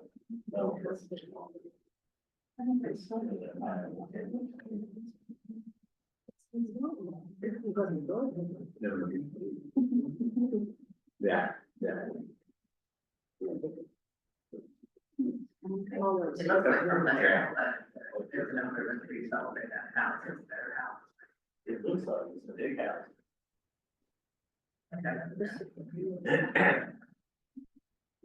So if you click on that, that's owned by an individual, not a part of the association. Correct, it's Christopher Underwood and Arlette Underwood, 30 acres. and it says it's the equestrian lot. On the Department of Assessment and Taxation information. Yeah, I mean, the whole area used to be an equestrian center until they developed it.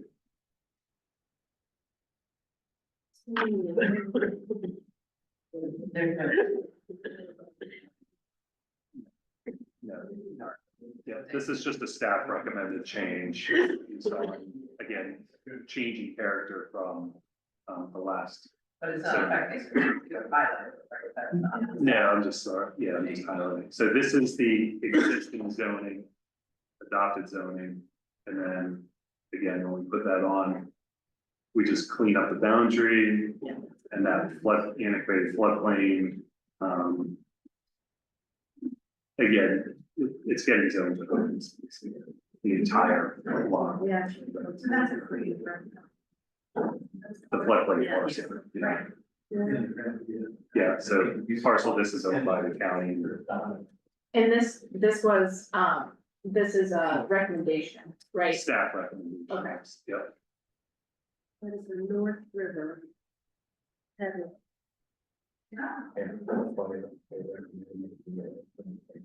So this Not is, the,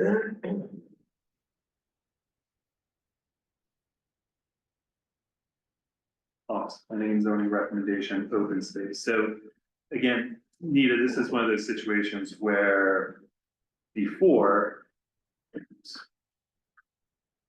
the all this area is RLD could have been developed, right? It sort of generally it has now been reserved as open space for the plat. And we're actually now converting all this, recommending that the open space homeowners lot, I guess you could say, is now going to open space. So there you would see a large gain in the open space zone stack. Okay, let me look around the room, nodding of heads, everybody's Mark, would you do this before and after? before and after. That was before. but it is So this is before, all- and this is recommended after. Down here. Correct. Yeah. I know.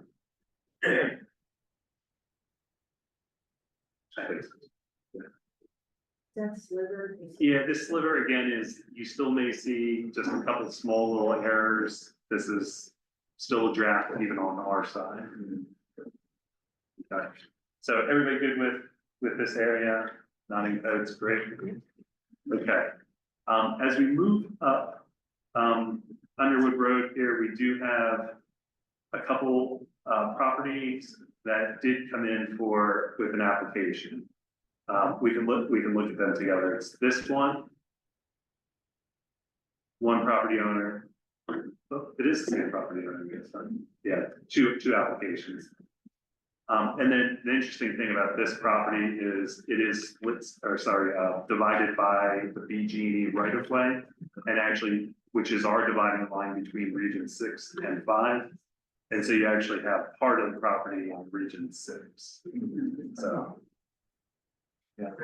What neighborhood? So, yep, I'm sorry, so, it's currently zoned RA and OS, and, they are requesting R1. Did you say RA or R8? R1, No. currently RA. Okay. And what is that road to the north? This one, That's Johns Hopkins. How much land is? St. Stephen's Road. That's St. Steve's, yeah. yeah, Johns Hopkins ends here. Oh, right, St. Stephen's, yeah. Now doesn't it turn into St. Stephen's? Hold up one second. That area. Underwood. Johns Hopkins, Yeah. okay, so it does We're, continue okay, on check, here. it's up there. Yeah, change it. Yeah.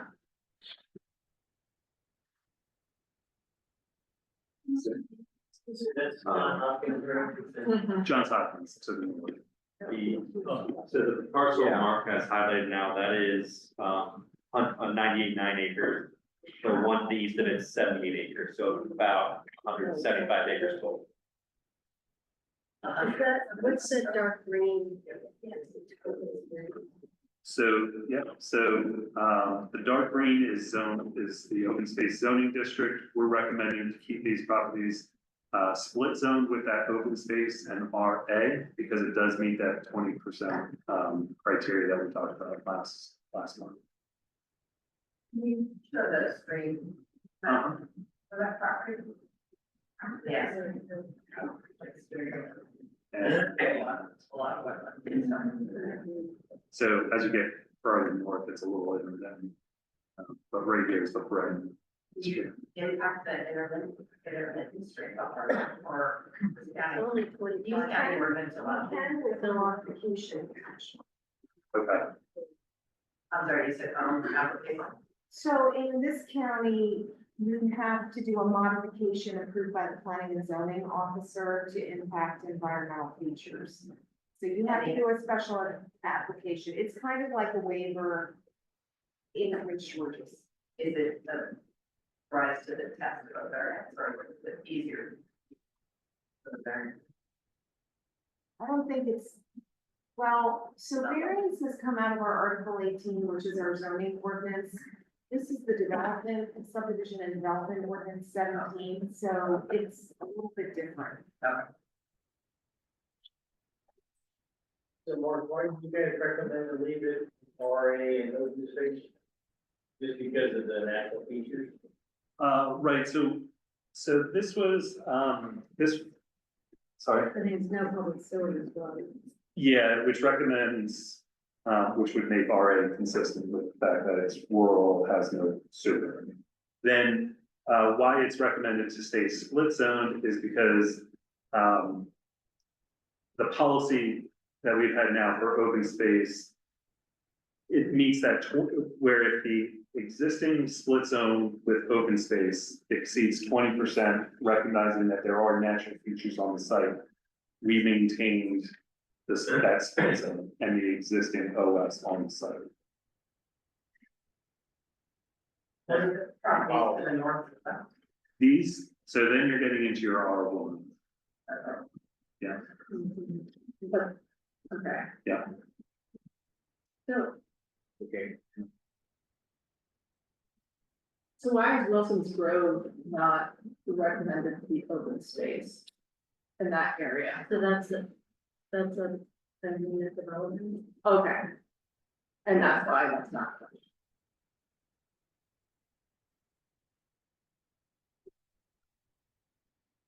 Now, if they came in and asked us for it. So what I've just put up in orange is the plan unit development layer, which I had mentioned before is office planning and zoning policy is to maintain the zoning as is for these areas in orange because of the unique agreements when the properties were developed. They're only R1 because they're planning unit development. Correct. Well, Christina, your question was, for example, this highlighted blue, right? Why did Yeah, why did that get? why are we treating other areas different, right? Yeah. And that answers the question. But I mean, was it R1 for planning unit development, or did the planning unit development put the R1 for the property? I would say it's might be an Does the planning unit development include a redesign? Or No. no? It's not. Well, if you see that there's a little bit of R2 at the top of that parcel, they'd probably use that as part of their density and cluster. The cluster development, which allows for open space to be preserved on smaller lots. Is it infrastructure is a plan development, is a rezoning of the property? Well, so what happens in Anne Arundel is if you have R1 and R2 and it's all on the same property, you can maximize the R1 and the R2 and you can spread it around so that maybe it's more intense on the R1 than would be allowed, but you don't get any extra density. In Prince George's, you basically are asking, you're asking for more potentially and getting more. It's a much lesser process in Anne Arundel. Okay, so again, going back to these two properties, I assume you want to take them together. So it sounds like R1, it's not recommended by OPZ because there's no sewer present, right? And the open space threshold. Well, I mean, it's more that it's consistent with the underlying land use that was adopted. I mean, if you want to recommend one, we can put that out and see, you know, the public. Well, there's an application, right, for it. Right. I'm trying to understand the pluses and minuses basically of either one. Cause if they were to do an R1, what would the development potential be for the site, right? Hundreds. Yeah, Sam said over 100 acres total, right? For both of them. Yeah, 175. 175, okay. Potentially under. Minus the. Yeah, minus the open space. And Right. a lot of the water is in And how? If they wanted to take and put homes on the RA now, it's. Well, they could do a plan unit development, right? They could come to the county with plan unit development if they wanted to. Plan unit developments are not permitted in RA anymore. Oh, okay, gotcha. So that, okay. I'm trying to understand the reasoning why, like, one would want to change something for future endeavors. Well, now they're limited. What was that? Yeah, right, are we gonna kick a domino over to 175 houses? Right, that's what you. Then on a road that already is awful, Yeah. really awful, and then you end up with a two rivers again, right? Yeah. You know, You don't lose the open space, so you probably only get 40 cars. Yeah. Yeah, I'm not sure. I'm not saying it's the right thing to do, I'm just saying that. it's still like, I feel like the general consensus we've heard from ourselves as a committee moving through is that we'd like to not have a lot of development, right? Especially in this area, we wanna have focused development, focused smart development. And, that's just what I'm trying to get at, so, yeah. And I'll mention too, is right, there have been several public comment periods on, say, the feedback map. Launched last April, last spring, as well as sort of what do you like, what do you dislike about living in the county, as well as our first questionnaire, which had an open comment box. So our recommendations are influenced by all these public outreach opportunities that we've had in the past. And again, right, as people said, we don't want to see more development. So. Okay, so looking around the room, consensus to keep, the office planning and zoning, or agree with the office planning and zoning's recommendation? Mhm. I couldn't say, yeah, but it looks like the consensus is, so I'll go along with that. With the RA, they can still develop it, it's no longer, it's bigger. Sorry, With the RA, they can still develop. Yeah, Just no correct. longer gonna stay. Yeah. 2 houses on there instead of 4. Well, depending on what you do, Stan, you know, the acreage on the left green space, oh, yeah, the open space, did we break that down? without by the, parcel? just the RA space. The open space, just this, and then this space. I don't know if you have that acreage. If I were to estimate it, I'd probably say 70 acres is probably RA. About 30% of it's open space, it's 100-acre lots, I'd say about 70 acres is RA. Okay, That's a rough so they could estimate. put 1 to 5, or sorry, rural agriculture, 1 to 20. So how many houses could they put on it? 3 or 4, yeah.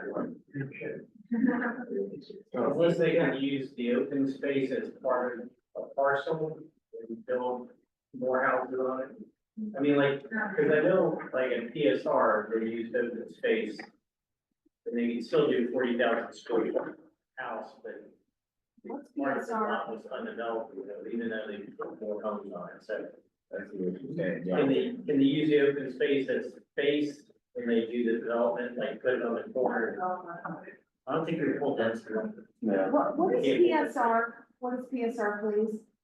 PSR preserve its own, It's a subdivision of about 3. right off the 175 and the corner of 3, so and that's, now those are all pre-planted, these little 25-acre lots that merge together. But when they developed that, they had conservation area, not open space, so that's, this, I used the wrong term. So you can't, from what I understand, you can't take an open space to add density, but you can with state conservation area. You can with what? I'm having a hard time hearing you. Your voice is dropping off and I went to too many rock concerts in my youth. It's the reality. So, at Preserve on 7 Run, we developed 72 lots there. And each of the lots has a subcomponent of state conservation and a house in the middle of it. So the people built their house, but they can't touch the woods around their house. What I'm asking about with open space, can you do the same thing? Put a 40,000 square foot square that has part open space on it and part R1 or RA on it. So you can build more houses like we did with state conservation area where it's open source, open space protected, so you can't use it as a square foot. Okay, I think you cannot do that, but we would need to confirm that with our development division. Yeah, I'm just curious, because people are, I think, wrangling with, can they put 3 houses on there, can they put 8 houses on there, can they put 177 houses on there? I don't think we have all the information to make that decision, I don't think it changes. We don't either. Yeah. I think we're still gonna say we wanna leave it RA. Yeah. It really matters, but I'm just, really just trying to get educated. Yeah, rate exponentially increases. Yeah. But it isn't, if I understand your question, it is important, because, so what I think I hear you saying is that even though some of that parcel that's shaded is in protected conservation area because of the stream, it's still 99 acres, and 99 acres gets you, certain number of houses, and you can put all of those houses based on 99 acres in the Lake River area. Yeah, that's what I'm saying, that's what we did in this other subdivision, but it's open source versus state conservation. I don't know, I don't think anybody. That open space counts But it's towards the number of houses that you can build. Yeah, on the parcel. I'm gonna echo what Jim said here is, right, is you can't use the open space acreage Okay. for For density. Okay. I don't think it changes our vote, it's more just education. Yeah, yeah. okay. Right. Okay, so I'm gonna say that that takes us up to, so I think Johns Hopkins here to the north. Almost done.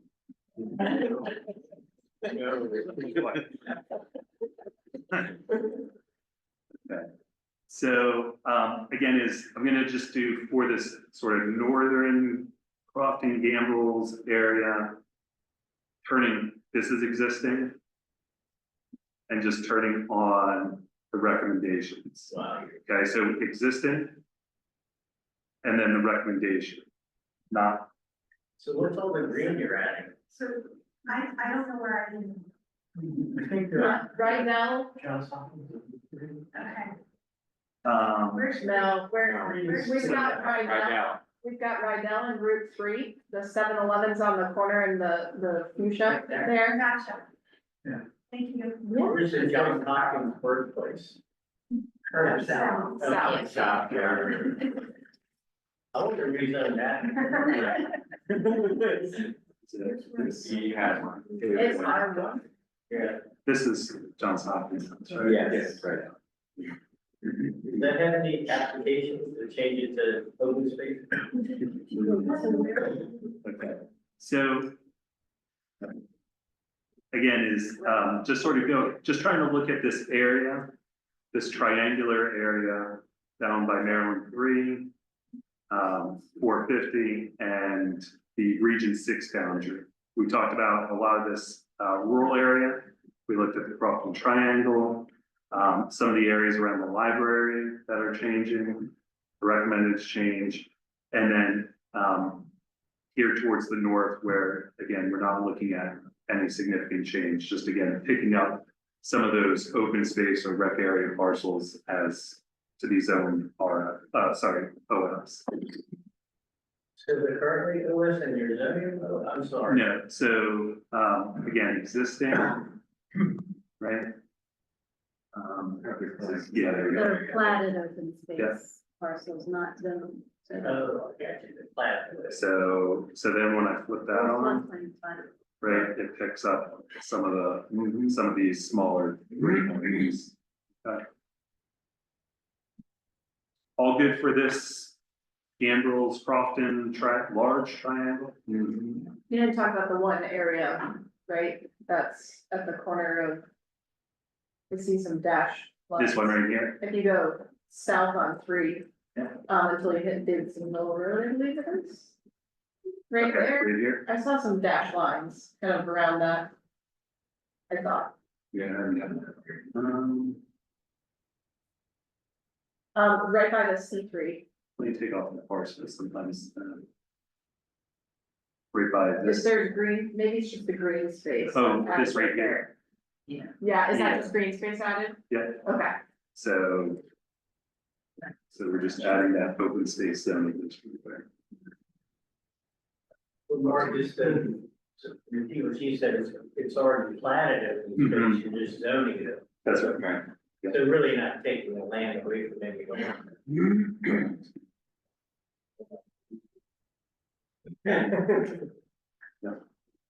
Okay, so now let's go up the Maryland 3 corridor just a little bit from, right, 450.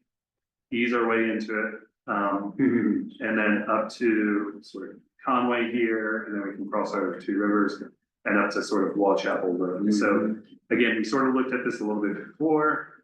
It looked like you all were comfortable with the C1, C3 here on the corner coming up. We still have some remnants. If you do see some of these slivers that are within the road, that's all gonna get cleaned up later. So we just haven't had that opportunity to. What we'll end up doing is bringing the zoning districts on either side of the road and pinch them right at the center line.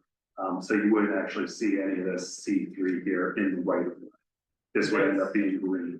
Who owns that C3? Is that another county? Well, so again, this is the right of way. Stays Oh, highway. okay. Yeah. Okay, I'm sorry. Go ahead. Yeah. So we're continuing north here. And again, these are townhomes. I think this had previously been zoned C3. And so again, this is one of those situations where, a slight nuance here where we're not, the zoning district isn't going from an R to an R to right size. We're actually taking a C3 zoning district, which allows dwelling units, and right sizing it to the right residential zoning district. Yeah. Okay, so we're still right sizing, but taking it from how it was built in a C3 zoning district to a residential zoning district. Okay, R5, so this would be R10, because I think they're townhomes. So that's the new stuff they've just built. Yeah. on that side of the road, right? Yeah. But however, keeping, this C3, Assisted living. yeah, right? Which you would typically see more in a commercial district. So whole thing was developed in a. Yeah, we can break, if you want to take a break for a couple of minutes, I don't know if you want, or if you want to keep going, that could also bring up the zoning code and, the permitted use chart, and you can see that residential is permitted in certain zoning districts outside of your typical R zoning district. That's fine. Yeah. That's enough explanation for me, at least. I just thought that was. Yeah. Okay. Yeah. Show me going. Okay, At least finish kind of like, you know, when you get to a jumping off. okay, What's that? What's in that C3 space on the? so on this one, That's a forest. yeah. Sam, It was bought by the Is this- property Yeah. tax association. should this be, because I'm assuming it was a planned land use of commercial here. I Right, think all that would be Berkshire from. and so wondering if, Done by the civic. It is. Yeah, that's it's a- commercial. yeah, so this one right here, right? Yeah. I mean, it was commercial and. Yeah. Maybe it should be. And So what's the plan land from, so again, is sometimes we're drawing from, Plan 2040's planned land use, right, which was adopted a few years ago. And so for consistency reasons, that's how it got this, C3 zoning district, because it had a planned land use of commercial. But I think this might be one that we may need to change. Well, I mean, the property value. I don't think we could recommend Mhm. downzoning it because they paid several $100 for it. It's a forest easement place. So if the property owner wants to, wrap up, change the zoning on their property, that's something we could look at. But I'm not sure that we might have put something in purchase that is not developable. You might. yeah, I mean, in By crop the deed, consistency. there could be something in the deed. They would get a letter if it was part of the change. Yeah, they on the get property. consistency letter. So at that point, who would receive this letter? I just want to see what the mailing address is. Consider the association.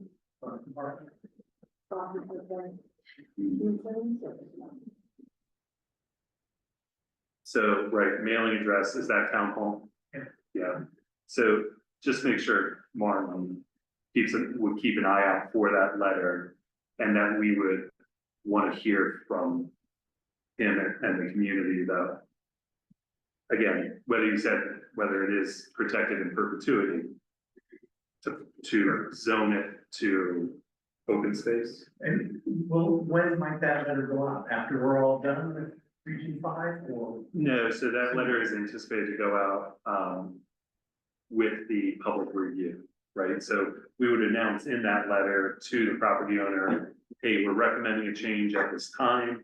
Go to this website where we'll have an interactive viewer like this, and you can leave comments or you can contact Office Planning and Zoning directly. And what month will that be, say? June. Okay. Yeah. Okay. Hold on. Okay, so TBD on on this one. Right? Or let me phrase it this way is, let's leave it as is because it's showing consistency change. It would trigger the property owner getting a letter, and this would be one that we wanted to definitely revisit in office. Yeah. Makes sense. Let me put on the record the changes here. So again, you're just seeing some diagonal lines just to snap the zoning district to the parcel boundary. You do have some actually heavy industrial back here, and some other W1, which is industrial park. And then some C2 along through. Okay. So now we're at, right, 424 and 3, yep, Conway. And again, not making any recommendations other than sort of just cleaning up some of these boundaries on the corners. So right now it is zoned C3, cherry red. Again, it's as built, so I don't know if y'all have that. You need to have any discussion on that, but again, it's existing, no recommended changes. Okay. Okay, as we go farther north here. Now we're actually getting into some of those where we have businesses within the median. And we're just having that mix of C2, which is office, C4, which is your heaviest or most intense commercial zoning district, C3. Where's the R1? Yeah, where exactly are we? So this is the 424 Conway, this takes you out to Okay, that Harvard. Two Rivers. Yeah, that would Yeah. be a lot towards there. Right, CVS, Fresh Market. Go by, Chick-fil-A, people. Yeah, that Y is the next light. That Y is the Krispy Kreme. Yeah, but where it says C4 Commercial Highway, the start of C4 is right at that. That's south. Yeah. That's, yeah. Is the green area in my Arundel County? Yeah, that's Parks and Rec, that's where the archery. Park is. I thought it says the archery. You know, as we move north here, this might be an interesting property to talk about here, is you sort of have this, Car wash? Yeah, that's the car wash. is it self, I thought it was self-storage. No, it's on the other side. So this is storage more. Oh, So this is a property where, let me take off yeah, because there's, I think the little sliver just to the north of that is the car wash. this right here. Well, that's skate zone, right? Or roads, Yeah. No, that's the west that's side. skate zone, then the car wash, and then. You know what this is the car. Yeah, Yeah, Oh, okay. Little sliver. yeah. yeah, so this is the storage facility. And you can sort of see it's like a cricket paddle back. Anybody play cricket, right? Or pickleball. Pickleball? A racket, sure, okay. So we have open space in the rear of the property and then the actual built part here in the front, as it is C4, and then you actually have this sort of small pocket of C1 that we would also, right, R1, that we would want to clean up as well. So the recommendation is to maintain that open space in the rear of the property. Oh, we do have that cleaned up, I guess. You can get rid of the R1. And keep the front zoned C4. Comfortable with that? Is that all in the same ownership? Yes, this is one property. What's the back zone now? Open space? Open space, yes, I think it is following, right, so this is existing. It's no change for the other. Just the R1. Yeah, thinking of R1. They say R1 for that open space, is that potential loss for them in the objective? Maybe No, it's R1 to C4. seafood. Yeah, so they're gonna get the corner, Yeah. but they're losing the back of the lot forever. Who's there or lost, right? Yeah. Again. It is already OS, right, so it wouldn't be a taking. I'm surprised they put it in for an application and then they can sue For the entire. them. Yeah, Well, so or they did, you guys did, you know. So let me run off of Charlie's point there for a second, is the original application period was from October to December 2024. Individuals, property owners will have the opportunity to request rezoning during the public review in June to July. They'll also have an opportunity to do so during the PAB, Planning Advisory Board review in the fall. And they'll also have an opportunity to do so during county council. So Charlie, your point, right, is we've already sent out one letter to all property owners within Region 5 saying, hey, this process is happening. Now, when we recommend a change on their property, they'll get another letter saying, hey, there's this change.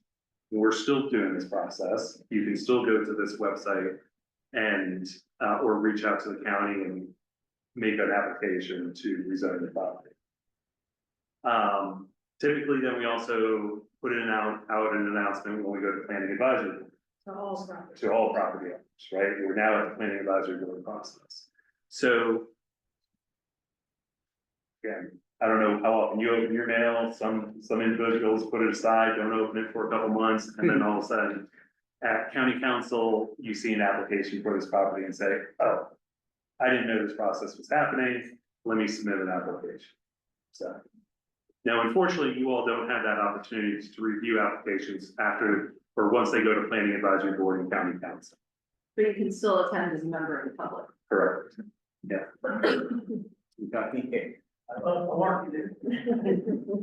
Mark, at the last meeting, I think Chuck asked how many applications you have in hand right now, and did you say it was in the thirties? Yeah, in the 30s. Okay, I was talking to Ledbetter, she was quite surprised with that. But now that you can do more now. Yep. Okay, so that's. There are 3 more opportunities for applications, and you'll see 1 more round of it. So by the time you get to do it, it'd be 80. We've actually seen them drop off as each Oh, one really? goes. Early birds on. But some people like to wait till the very last minute. There's a lot of different strategies that are employed. It's fair. All right, so as we move north then is,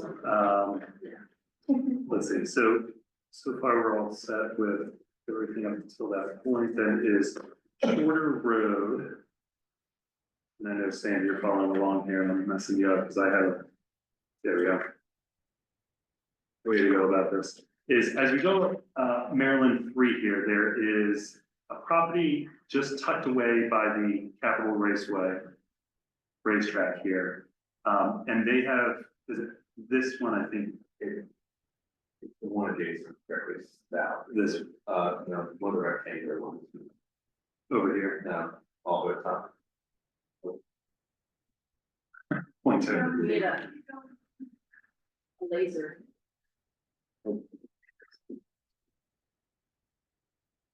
There is that. Just this one. Yeah. That was the application that was received. For what?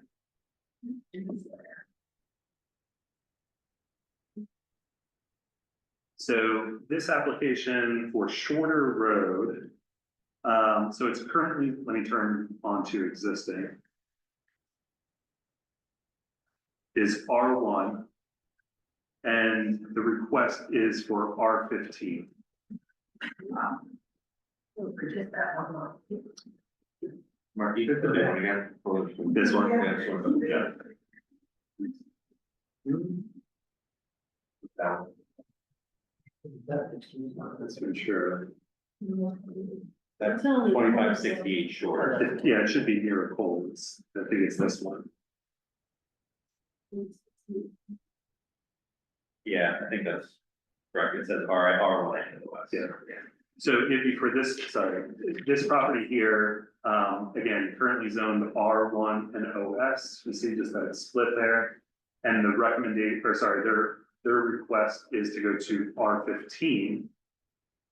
And the Office of Planning and Zoning's recommendation is R10. Given the adjacent townhomes to the north. But again, I think this is an interesting one to talk about, given its location. You can look at it a few different ways. So it's not only the application, there's also consistency, companion change for those other parcels on shore. So when we talk about companion change, that means where there might be, where we see an applicant submit something, then the Office of Planning and Zoning says, well, maybe it might make sense to take some of the surrounding properties to that same zoning district. What is the access road to this property? It's Shorter Road, which is right here, right? Which is. Right. Short is the one that goes to the racetrack? Yeah, the road that it's access from, it goes directly to the racetrack, Capitol Raceway, it's an offshoot, it's almost, when you were to go visit it, it's a private, like, gravel road. Yeah. Oh, gotcha. So here's Capitol Raceway. And it looks like two of the, like the first two of the slivers is owned by the same John Nicholson. These two. Yeah. And then, Yeah. And then I think, so there are like four different owners. this one right here. Is there, water and sewer? Is there public? Yep. One's 20, It's gonna serve those townhouses to the north. So it's gotta be there. So you're bringing these utilities from the north? That's for an engineer to figure out. Yeah. Or it could come up, How big is this parcel? Oh, it's running right. Yeah, Right behind, yeah. that's the parcel, 10 acres, the companion change is 5.5. Go ahead, because we also have feedback, from the clients from. Capitol. Yeah. I mean, it doesn't mean it's a great spot to put. Yeah, and also wanting to join green barrier with the health community. Reduce. Wow. Like race on Friday nights, right? Oh, no. Yeah. Thursday, Friday, you should have stream. sorry, the streams. Yeah. That's a little, that's a river there.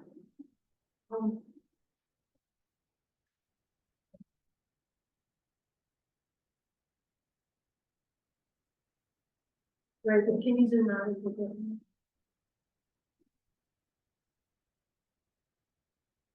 And then the other property, would that be a consistency change, Ventura, that's 117 acres. That over here. So recommending, so keeping that sort of split zone on this adjacent property, but taking it from R1 to R15, or R10, sorry. Why is that? That's design for. There's not a fund. So that was part of our, if I remember correctly, like we had that 20%, it's greater than 20% that we were, But why it was originally drawn this way? yeah, and now we can't. You know, That's why we had the policy in the first place. Because it doesn't necessarily match our guidance maps, and they haven't been field checked. Sometimes we found the OS is greater than what's mapped, and sometimes we found there's nothing. We don't know. Now this, I'm sure, is more sensitive. Bringing them. Mark, can you turn the slur back on with those Sewer. letters? Yeah, it's interesting that it goes right through the site.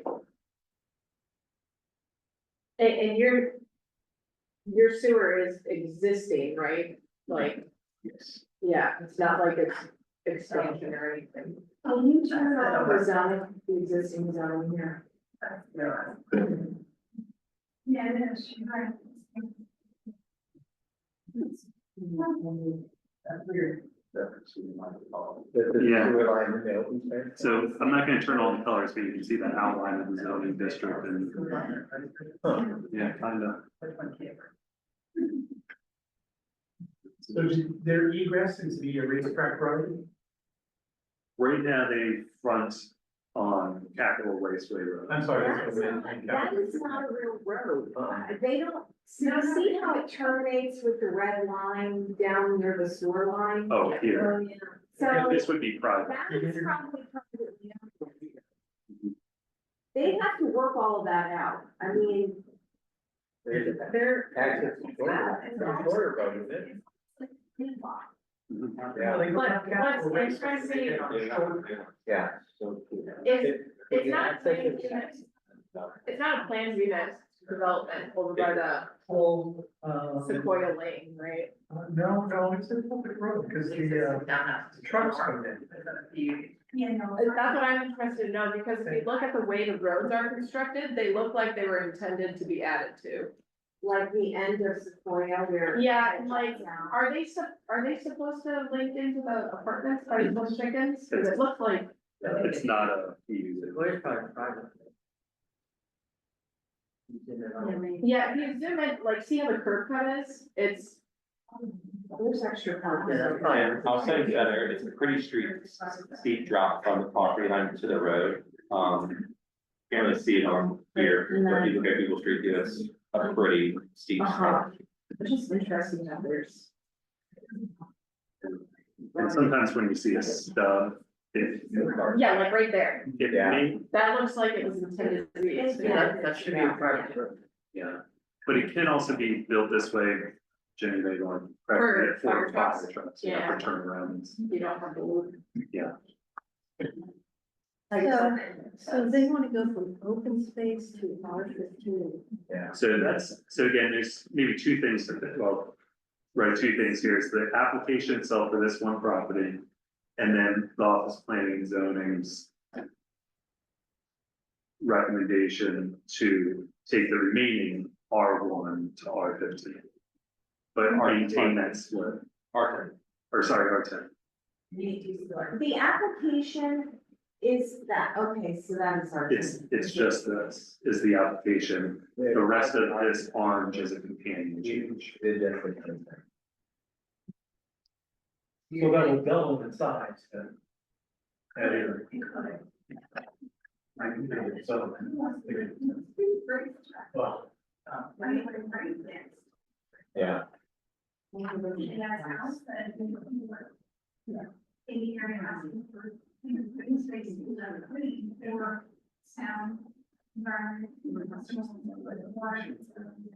I mean, even though the drain and the buffer are through the middle, it's still the drainage, it's the whole drainage area is forest, completely forested.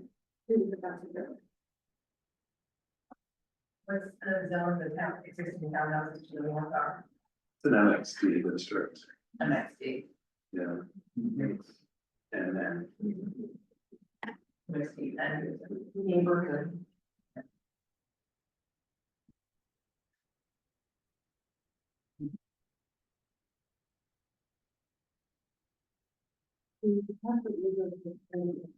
Water quality would be around the bedrooms.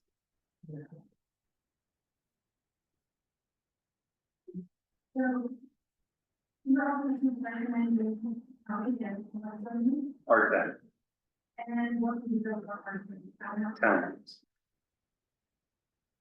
And then changing the property adjacent to it to also match ours. Correct. From one, R1, from one, that's our one. this right here is currently R1.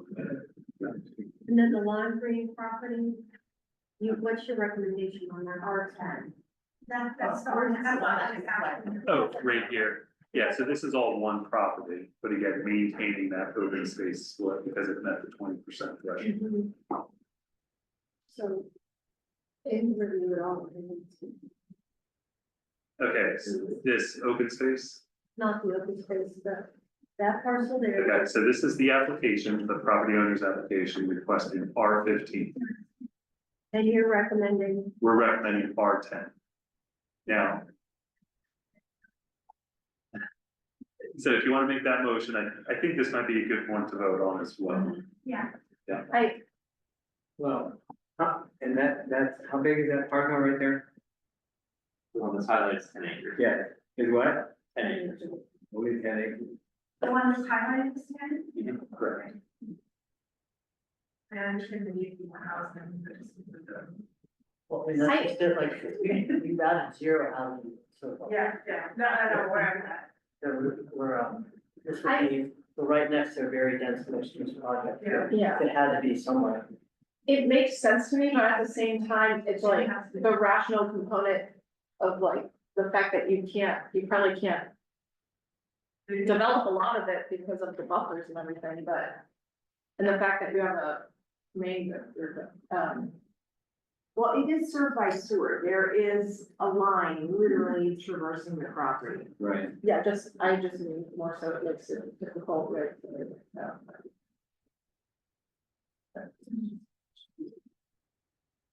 I see the orange.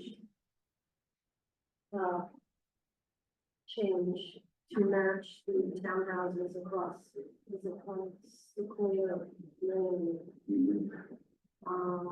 It's not as heavily forested, it's up against the commercial zone area. But then try to retain as much of this, forested land, the county loses thousands of acres of forest. And under Plan 2040, it's supposed to not do that. We chisel away at it. That's 5,000 cuts, if you will. And we have mature forests on those parcels to maybe split it. Can we recommend a split zone? I don't know if it does. I mean, just go with the orange.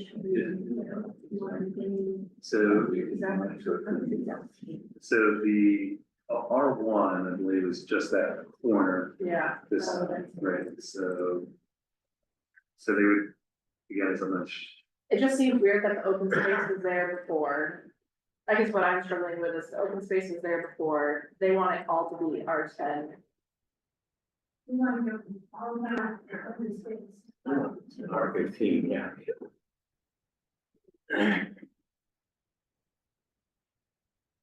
As Jim said, It is confusing. Oh, I don't understand the reason. so this is the FEMA floodplain. Oh, well, there you go. Well, then there's that. It's probably, well, actually by the couple of years ago. What's It is well, it's a theme of floodplain. Or sorry, maybe, There you go. so they skirted that. The floodplain. So more likely the developable area. Yeah. Well, and that just goes back to the rational, like, part of what I was just kind of getting at, is like, sure, whatever, you can change it to R10, but you really like And a third or a quarter of the site, you can The actually. rest of it would be put into a floodplain easement, Mhm. probably deed it to the county. And then. So are All I folks, could do would be like a are folks strictly hearing that, like, running the volume. looking at all of these bits and pieces, these are like the additional layers on top of zoning, right, that we were kind of referring to before. If it does become R10 and that's our like we align with the VZ's recommendation, really only, in reality, what's to the right of the green line would be able to be developed. Because you can't develop in the flood. That's the rule. And that's only gonna get higher with time. Is that the whole picture? The code will develop, the code just will show. Yeah, it's just, yeah, code's finding, come up with harder. Protect health safety, Yeah, it's so you don't die. right? Yeah, and there's probably an easement for that sewer, but the property owner. Yeah, and that's why I was like, oh, it's kind of weird that you would even ask you to do it. Which we don't have those So- maps today. So how are folks feeling about this now that we like kind of see these things? I like accepting the county recommendation. Yeah, I also feel okay with OPC's accepting. recommendation. Because I think we need to add housing, and it's already got, you know, It's a good place to do it. yeah, a good place to do it, it's already got across the street, it's a great, good to go down. You want to live next to the way, I guess they cry. They might get our 15 in the end, but I think our 10 would start. Yeah. Do you want to Let's do a vote. do a vote? Okay. Yeah. Anybody want to make the motion? Make a motion Okay. to concur with OPC recommendations and the development. I'll second that. Okay, let's go ahead and move this to a vote. Those who, approve. 1, 2, 3, 4, 5, 6, 7, 8, 9, 10. Sorry, I forget, I need to raise down here. 11. And then any opposed? Yeah. So then ask for I those, was- ask for those opposed. They're going to abstain? Okay. And Now you got it right once for once. Well, wait till public review happens. Yeah. I anticipate some feedback on this one. So, okay, so we do have our changes. And again, let me just click off. Again, you can see not much else is recommended to change along the 3 corridor. I will say, we're at 8 o'clock. Do we feel like we need to take a break for a second, move? Because we can get up and walk around. Yeah. that's not. We're good? Carry on. Just wanted to check. Doing time checks. We've just got a little bit more of the Maryland 3 corridor here that we can cover, and then we'll do a zoom out and see where we've been and where we need to go. Sam, you go? Because we're at shorter and ready just to walk, I didn't talk about Evergreen real quick, or you can keep it. Yeah, so we can talk about Evergreen. We received several applications. If you can see it through the red line, actually, let me take off the parcel line so you can just see that in real quick. Adopted zone, too. Take off which one? Adopted zone, okay. Yeah, so 1, 2, 3, 4, 5 property owners came in with a rezoning application. I think all said are requesting R1. It was a combination of R1 or 2, R5, R1 or RLD. Kind of combination out there of what people are looking for, so not much, still look like they may not communicate with each other, but 5 applications on Evergreen for not zoning and residential. And it's currently RA. It's currently all zone RLD. RLD. One house for 5. Is it the purple with the 5 or? No, it's, so Evergreen, as you're going into, I think, what, Mission Bar too? is going- Yeah, and there's. Right, go around the water tower. There's actually a park back here, that's what we captured here is open space. And then, Housing branch, there's a dog park and a basketball court back. So the office planning and zoning's recommendation is to keep everything as adopted zone. Okay, but like Sam said, is these property owners submitted applications requesting everything from R1 to R5. So R1, R2, and R5. What's allowed in our? One dwelling unit for 5 acres. So they probably all are at the maximum of what they can have. So let me put the parcels back up, that's. So this is again, one of those situations where, look at all these properties together and this Evergreen Road together. And does it make sense to upzone this area to R1, 2, R5? Says, Mark, is every one of these properties 5 acres now and has one house on it, or some of them undeveloped, or some of them not 5 acres, but zoned RLD anyway? So, for example, this one property is 11 acres, it says. And if I turn off all the layers, you'll be able to see the, aerial. And it's so sporadic. And so it looks like some are vacant, some do have homes, some were able to subdivide at some point. That's why you might see some of these flag lots or lots, you know, that were able to be subdivided along that long rectangle.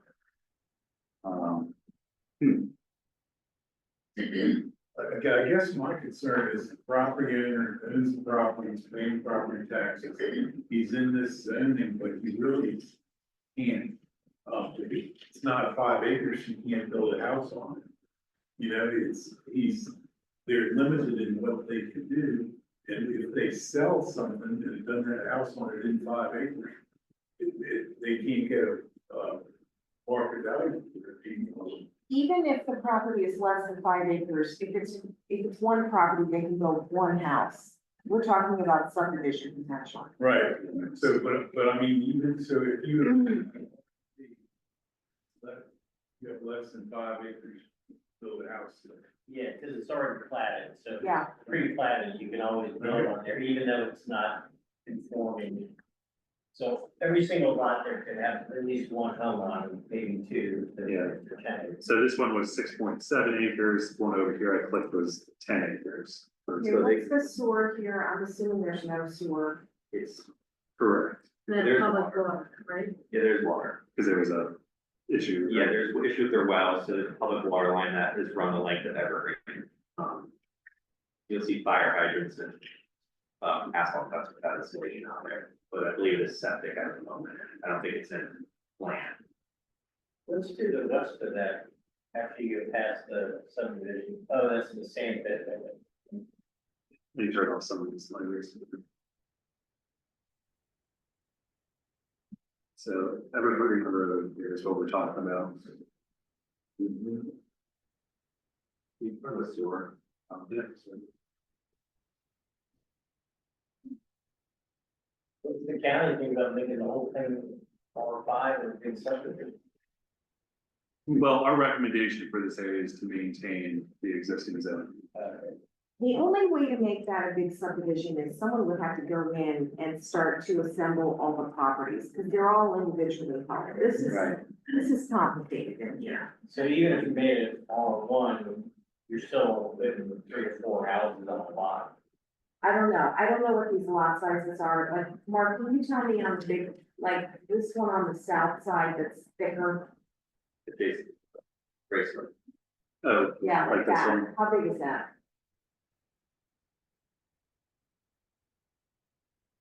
6.7. And it says it's lot 15. It's interesting. Since it's these suckers, 7 acres, 6.7. Like where each of these slivers and things, and then they got. well, the fact that it has a lot number says that maybe there was a previous subdivision. There's something called the South Shore Development Company. Or the same with the line. Yeah. Oh, really? You could go back to like, start with the orders, that it was a planned subdivision that was never developed. I don't know probably in that situation. That one parcel that. For something to subdivide into 3 blocks, I own 3 blocks. Even my tax bills was a lot, section of even though we've done lot consolidation, it should be one address, so it comes up this lot, 3 different lots. So it's very ancient. And someone say they have sewer, but. Yeah, no It sewer. was not. There's water, there's, Sewer runs. Oh, they have water, but not there's sewer. water. Right, yeah.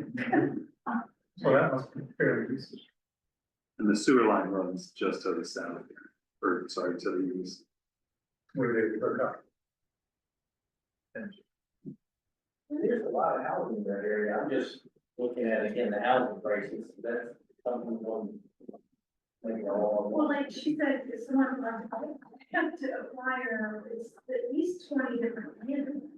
Well, if you made it R1 or R3 or something, you could still put 3 or 4 houses on these lots without merging. Right, I think what's unique about this is, you know, you have roughly 20 landowners who don't have borrowed assets.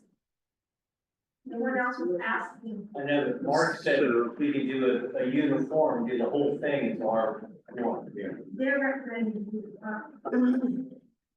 And what did they, what were the requests for those 5 people from what to what? Various requests from R1, R2, R5. Okay. Yeah. So for example, this area that got subdivided is 1 acre. And so that could match an R1 zoning district. What's interesting is like the first, if to the north, the first 5 slivers are, owned by BBSS Incorporated. But there are 5 different parcels, like where your mouse is right now, Oh, okay. going to, like to the east, southeast of it, yeah. 1, 2, 3, Those 5. 5 are owned by, Same person. yeah, So do you know how many parcels you have in this area? Sorry. Do you know how many parcels are in this area? 26. Of which only oh, and then. I keep going to the west of those and they own more of them. I mean, if you want me to. So say there's over 30, but only 5 people want to change. That's something on any edge. Just for This area though, it's a weird, So that's 18 on top. you got capital raised by wishes, Actually, most of those that you have highlighted to the north are major this mixed use. BBSF, yeah. Heavy industrial, to the north and west. And Those ones are all- It doesn't lend itself to residential. it doesn't, well, it doesn't feel right to leave it RLD, you know, because it's like, this, It's, it could be potentially something, right? I mean, but what's around it, it kind of seems odd to leave it rural residential, which is essentially what RLD is. what would you suggest? I don't know. Just, it seems like an odd hole. Yeah. What's the reason, RLD is 1 to 5 acres and you don't have to have sewage. It's weird. You can have a well and you have water. But, Look, they. the problem is, you have less than 5 acres, you But have 2 acres. that's, that's space, right? Anything between 2 and 5 acres, you kind of suck in that, that's wasted. Do you enter in the, Yes. and forever? So planning and zoning, our recommendation was, again, to maintain the existing based on the fact that there is an existing sewage, to maintain a rural type of zoning district. But again, if you all were to recommend R1, that could trigger a letter to be sent to the property owners for them to then reach out to them. So again, even though we may have only received, say, 5 applications from property owners here, again, sometimes people just receive a letter from the county and throw it out, or may not fully understand what we're actually doing with this process. So, you know, it would be another opportunity for us to hear from the public, or more specifically, these property owners.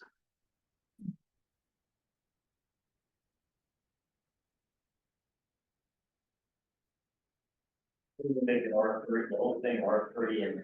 We don't have that. R3. That's very creative. You can tell them real estate agent, I want to sell some homes, right, close it down, all our shortfalls.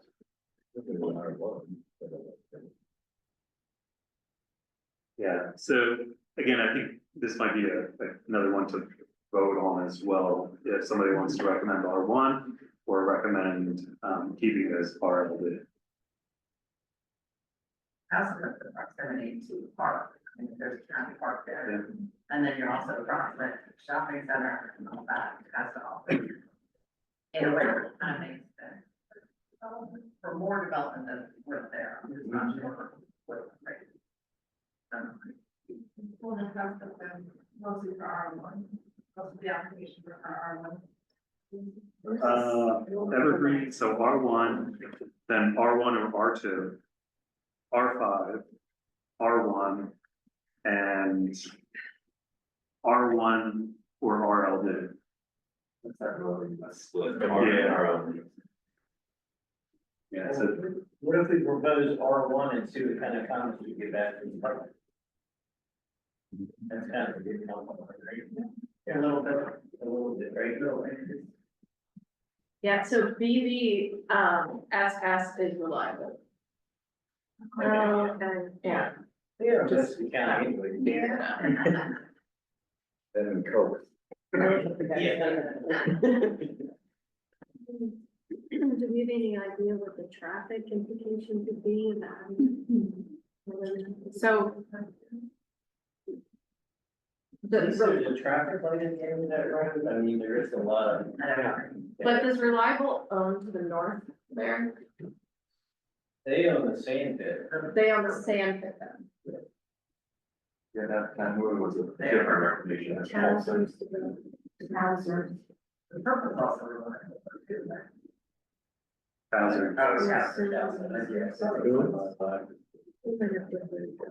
This one is Folsom, this one to east is Townsend. That's the name of the street.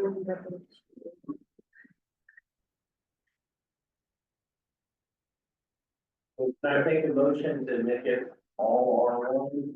Can we vote on it, or is that, am I jumping ahead? Well, maybe. R2, there's a connection to sewer, this is the whole sewer access. No, I mean, But, Yeah, that's how we. yeah, I mean, if they were to go forward as a proposal for R1, then we would put a recommendation in the plan to change development policy area and this, and a future updated water sewer master plan to a plan service. And move it into the service. We wouldn't want it to develop on R1 or R2 or R5 or anything higher than R3 on.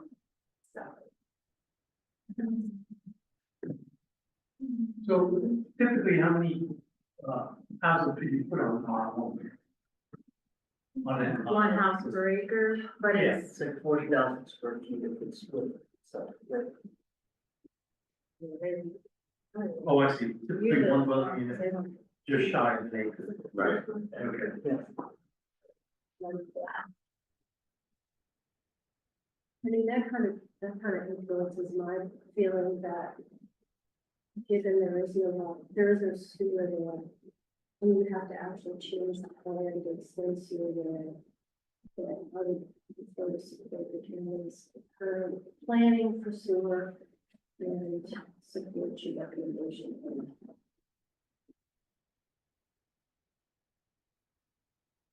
I think it's something good, right? R1, it has to be served. I thought you Some said from. sewer only. Anything more dense than RLD.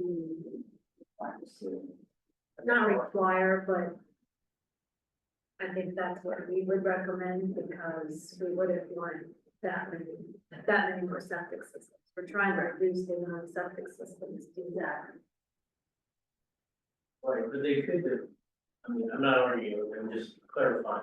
They could put one house per acre with septic without the county adding any more infrastructure. Right. I'm not saying this change your vote, I'm just saying that just to clarify it. The county's gonna recommend they put sewer back there, but they can still. put And septic. who would be putting the bill for the sewer? The developer. The homeowner. Yeah. A front foot fee for the homeowner. I mean, that's. And I think it depends I on don't the development What's the potential. bill for it? That's a lot. Front fee. One for the septic. As you know, the county was not generally But extended infrastructure before. Oh, we would call them, at least. Yes.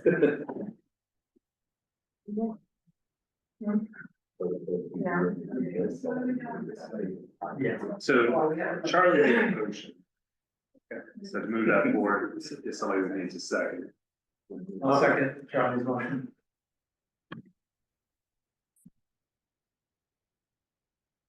Sorry, did I hear a second? Yes. Yes, okay, so we'll move it to a vote. Let's see the motion again, please. So the motion is to change the whole area from RLD to R1. So that we view it as potential to help with add more housing in this little area that looks like it would be a good fit. You know, if you want to help with. Right, well, there's some housing. Yeah. The road Yeah, is right, waterly east of it. Plus being near watch out. You can, it's walkable. that road is really only busy at the very beginning where the, restaurants are. When you drive back the rest of the road, it's very quiet. Mm-hmm. I mean, I'm not saying it's gonna stay that way, but. Yep. Anyways, that's the motion. Yeah. And in a second. Okay, move it to a vote. All in favor? Any opposed? Hold on one sec. All in favor, so we have 1, 2, 3, 4, 5, 6, 7. Any opposed? So it's 1, 2, 3, 4, 5.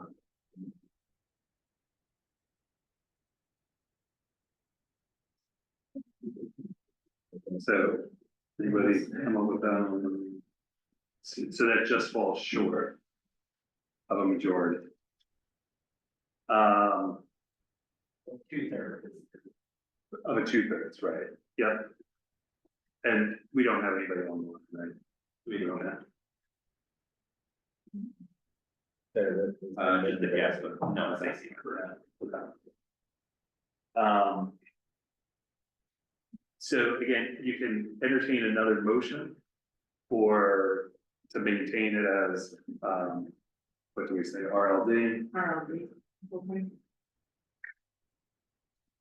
But assuming that would just flip flop the votes. Yeah. Well, like, it's only 5 property owners that's requesting the change, and the other 15 property owners have not requested a change, so it would make sense to leave it as is, and then if that triggers a letter to the other property owners, and then they request a change as well, then we can. I don't feel But like they it's would- enough, it's enough Only property the owners that people- are requesting a change. But without a change, they're not gonna get a letter. Yeah, so I wanted to change it, don't get a letter, and then it say, I agree with this, or no, I disagree with the change. And maybe you define the current property owners, or. If the state that is, they won't get a letter. For me personally, we've been talking a lot about walkability, and there's a lot of walkability potential, Yeah. and see it's between that. So, and all that watch out for the other. So would not require, I understand sewer would be a huge, But not, right? but the walkability is pretty. Yeah. I think by voting it as R1, it gives you the opportunity for feedback, both from the community and from the property. If we don't vote for anything, then it doesn't go out there or bring attention to it. Right.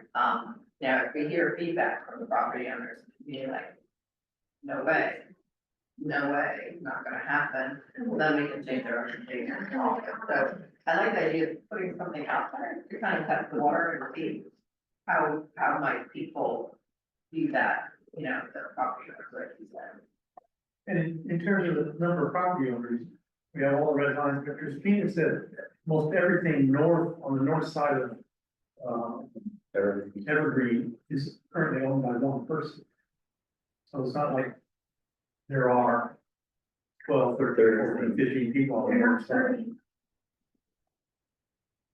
And yeah, it's much fewer. Don't know about. Next week.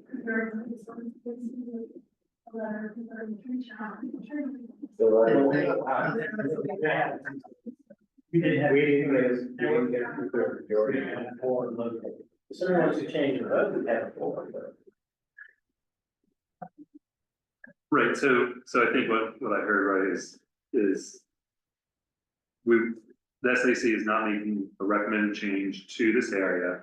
However, during the public review period, it could be on you all as members or the individuals that requested the rezoning to talk to their neighbors to see if they want to drum up support for a potential rezoning in that property. Or we would also hear from the public as well, saying, yep, this is great as RLD, as a school. Okay, so I think that takes us essentially up to Wall Chapel Road, just sort of looking at Maryland 3. So,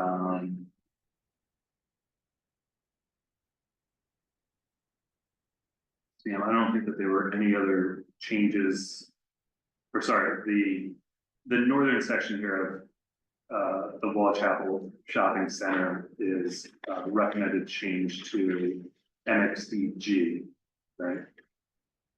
To match to what's here on the southern portion.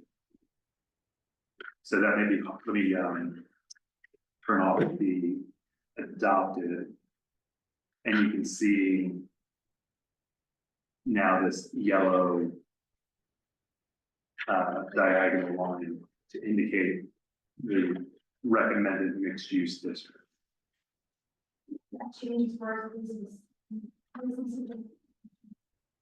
So right now, is it zoned A? It's zoned R1. It's zoned R1, right? So not even commercial, right? So again, mixed use. So our recommendation is to make it consistent with the southern section of the shopping center. And, if we were to tie in a former presentation you heard from Eric DeVito, who spoke about some of his projects and how, maybe there is an opportunity in the future for some of these commercial buildings to be retrofitted to have residential on the top floors. Right. So, and that really creates that live work type of environment and shop environment. So that's the thinking behind that recommended change. Other than that, as we moved up to Waugh Chapel, I don't think that there is anything else, right, Sam? We covered everything. That's about it, yeah, once you get further, we can put more applications. Yeah, so so Jim had asked sort of. Do you want feedback on that change? On the mixed use, sorry, I was looking around, I didn't see folks had any issues. Yeah. Okay. Okay, so zooming out here. We have accomplished up to Waugh Chapel here. And this little section of residential on the east side of 3. All the way down to, again, the Crofton Triangle. We didn't talk about this, this was just some office park with just some minor consistency changes to align the boundaries. And then everything, sorry? Left. What's left? Two River. Left is A lot. Okay, so I'm gonna take it as just what's left. Right? Not what's left. Okay, so we have 2 rivers. We can scoot up through Woodwardville, Piney Orchard. We're not making any significant recommendations again. It's a planned unit development. And then we come back over here to Maryland 175. There were some applications in this area. And then we can get into the Odenton Town Center and just sort of Seven Oaks to the north. I thought you said those 2 rivers was off limits, you guys didn't want our opinion on that. Yeah, Never change our decision. yeah, so some further clarification, and again, Cindy or Christina, correct me if I'm wrong here, but it was the zoning that came first through the small area plan that set up 2 rivers. And so in some cases, the zoning from the small area plan didn't get reflected correctly in our official zoning letter. Well, we didn't check that. Well, I think the bigger issue is that we do have an owner application, even though it's a planned unit development. So in planned unit developments, usually you have multiple zoning districts. And what they go to ask the hearing examiner for is to be able to spread the density wherever they want, but they're gonna maintain the overall density allowed by the two districts. So we haven't tried to clean up any of the zoning lines in planned unit developments. It's very complicated. But if you have an owner application in a planned unit development, we need to respect that by reviewing it. So in the case of Two Rivers, we do have an owner application. You talking about parcel level? I think it's There's first. more. We have a few. Applications. Yeah, There's several applications. Because they're clearing the woods, the trees, the parcel level, well, we've heard, I think, from the inspector that said they're, under a mining. well, what they're doing is legal at the moment. Yeah, right, they're using a mining provision, some ancient, So, statute. okay, so, right, so what I'm hearing is, it's 8:25, let's keep going, and like I said, is that some of the chunks that I see are the Two Rivers area, Woodwardville, and then getting up to Maryland 175 here, and then Odenton. So sort of, Well, I think before we skip. oh, sorry, yeah, Maryland 3 from Watchapel. Okay, so 5 chunks here, right? We, consistent with our glide path, right, we should do Two Rivers, and that should be good, I would imagine. I would imagine. Okay, so, right, so let's just get into it, right, as we finished up here, this was sort of our dividing line before, this industrial area. And so as we go, y'all wanna take, I'm going to the restroom, I'll do it. okay, Oh, do you have to stop for me? no, Nita said she wanted to take a break, right? It's a very long meeting. Yeah. Take 3 to 5 minutes. Sure, okay. Okay. As folks are getting their seats here.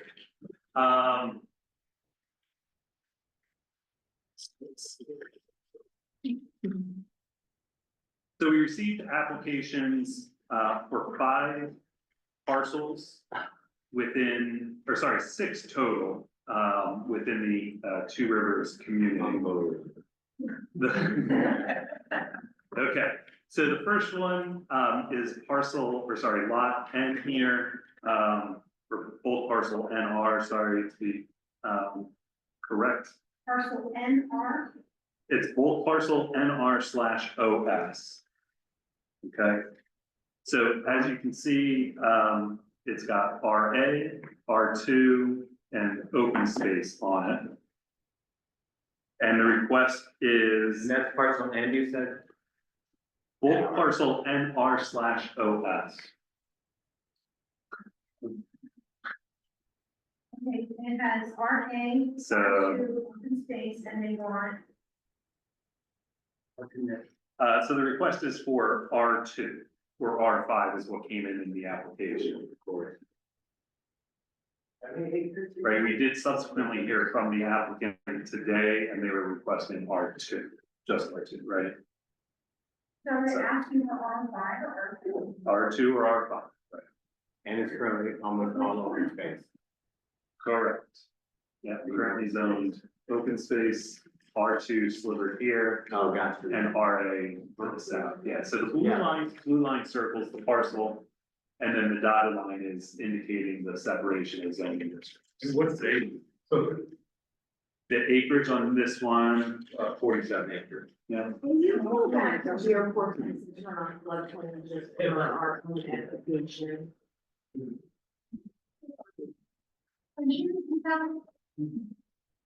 I've asked him to turn on the floodplain. light. Yeah, that's all true. Excuse me. This little road sticks down, you'll see it on there. okay, so it's again, this. No, opposite. Yeah. Oh my God. Yeah. That should be reforested. Tell me about it. Well. Okay, so again, again, old parcel NR/OS is what you see here. And this is the floodplain over here, 100 years, the blue. Where's Five the years. school? Oh, where? Oh, way back out. What is north of it? With the pond. But he's trying to.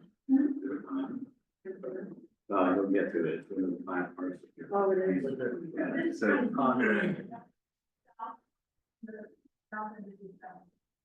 Okay. And it's east of Minor Station.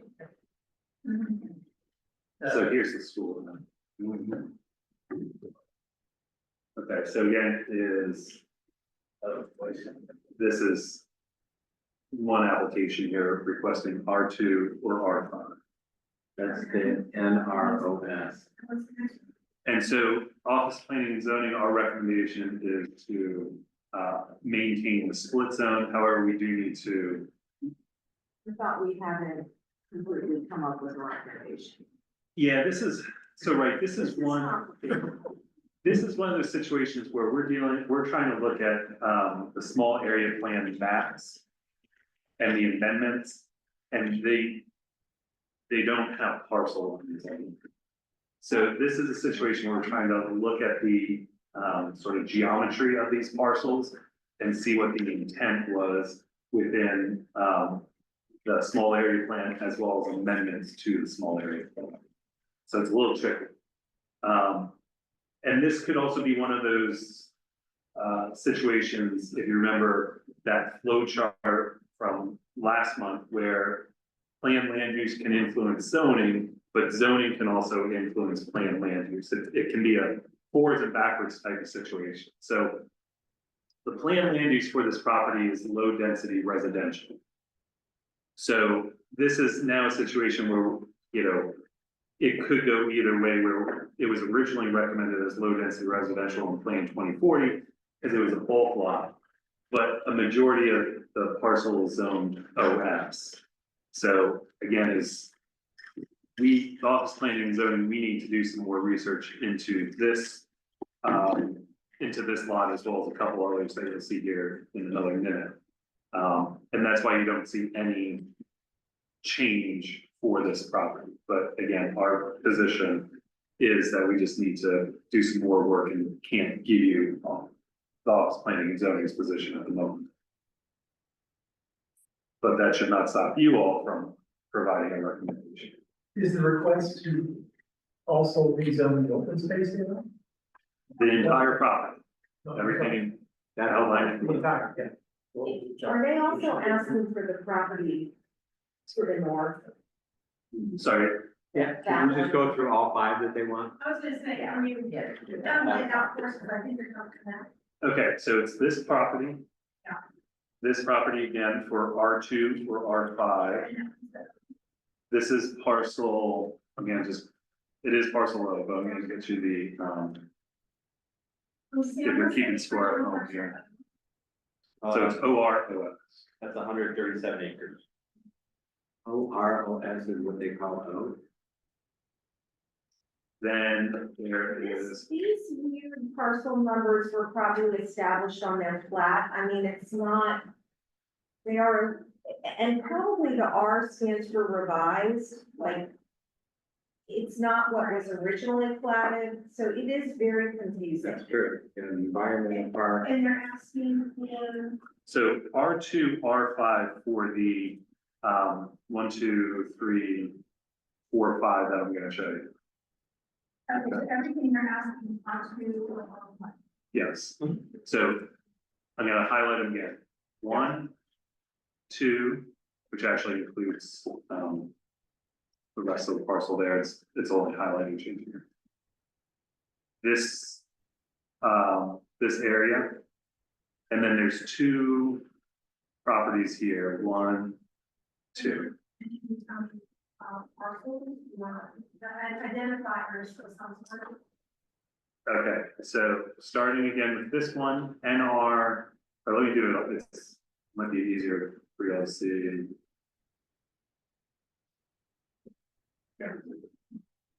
So again, 1 is gonna be NR/OS. 2 is gonna be OR and OS 6R.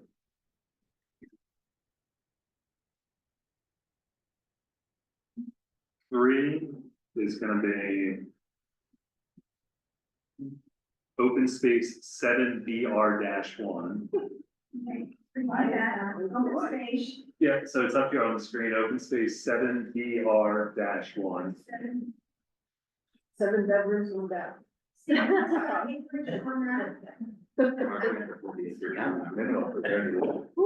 Um, 80.6 acres. 80. 80,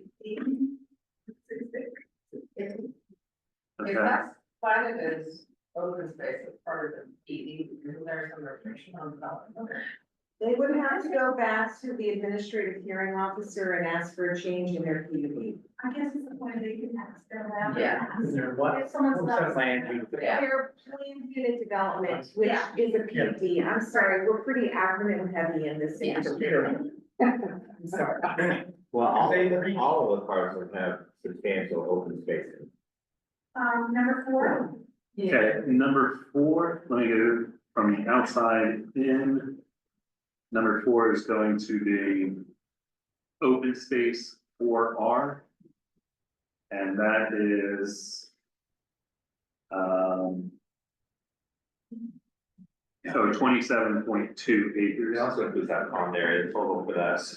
So, and then number 5 is this open space B1, which is 11.12 acres.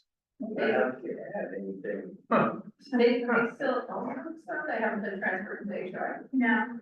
No, Aren't they required?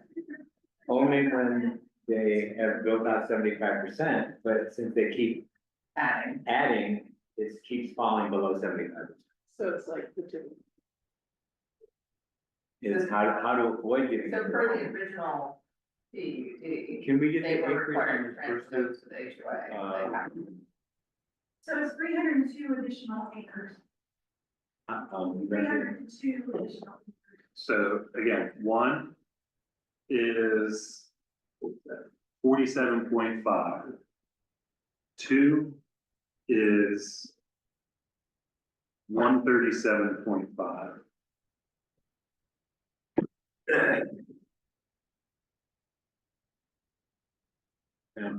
I don't know, Yeah, it's not changed to or 2. But, I mean, it's fair. yeah, Yeah.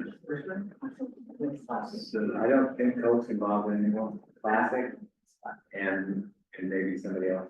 So just to clarify too is the number 1 that we talked about, yes, could be a change from, mostly OS and RN. There would be only a small part here that would change to R2. What's the yellow? The yellow is R2. It's already. So really the change is, some of these slivers Right. and this section here. Number 3, the change would be for this small section here and this like there. And then for 4 and 5, you'd only be looking at Right, really that small sliver. But number 3 is 80 acres. So 1, 2, 3. Yes, this may be 80 acres, but what would only be changing to R2 would be this section and this section down here. So by changing the small slivers to R2, we can do an administrative change to their PUD and increase their density and put it in the developable area on part of the or something. Right, 'Cause, I mean, otherwise, why would we change these small slivers? Silly. You're not gonna develop it, Parcel O. but they would want to capture the density for a PUD and put it in something else. that one's not old, Jim, that's 7BR. I asked a question a while ago, what was the justification of the allocation of the helpful and then? Yeah, the reasoning. usually when they file the application, you have to attach justification or explanation. Does anyone know, what I read is that the original grant to Two Rivers is, they have reached their PUD. Yeah, Is that correct? Okay. So anything else has to start over? special exception. Okay, just to know in my mind. Okay. Or she said they could do a hundred therapy. So. Laura, it seems like the one parcel has a forced conservation easement. Existing. But again, I wonder if they want to change it to capture the density. for the Yeah, so house, you, not not really hear what Jill's saying about basically wondering if they're utilizing it to play with numbers. capture, I was gonna say, yeah, or maybe get it's- more density to it. Or to be part of the song and dance to get parcel O.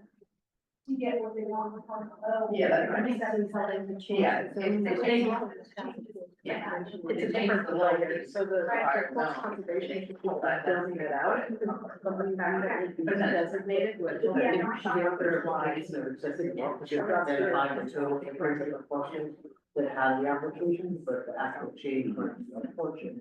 So that's really public side, so just because it's 90 acres or whatever, it might be changing 80 acres of it. It's still difficult to understand the impact. Yeah. Yeah, but I mean, some of those, my part, some of those parcels, Well, probably currently they are. yeah, you're not gonna develop them. It seems more of a play to get more We have a density. community There's something that depends. Yeah, we're supposed to have a community environmental space and a golf course. and something now.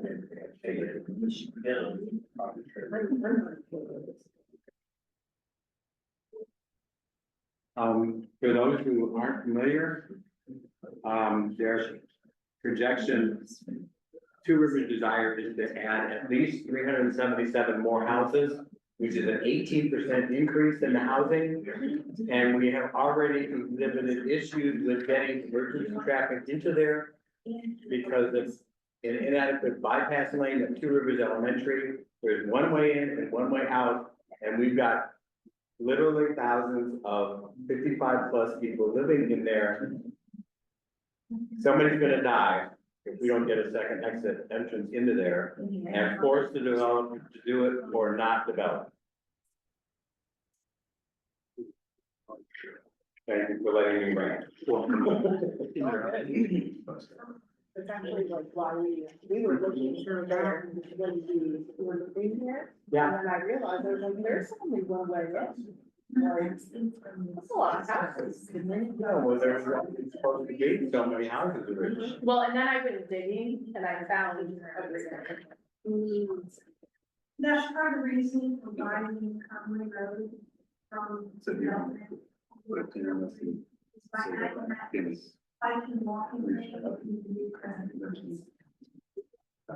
that's the thought process. Still only one thing. We'll work with other options, the exact, the amount. Okay.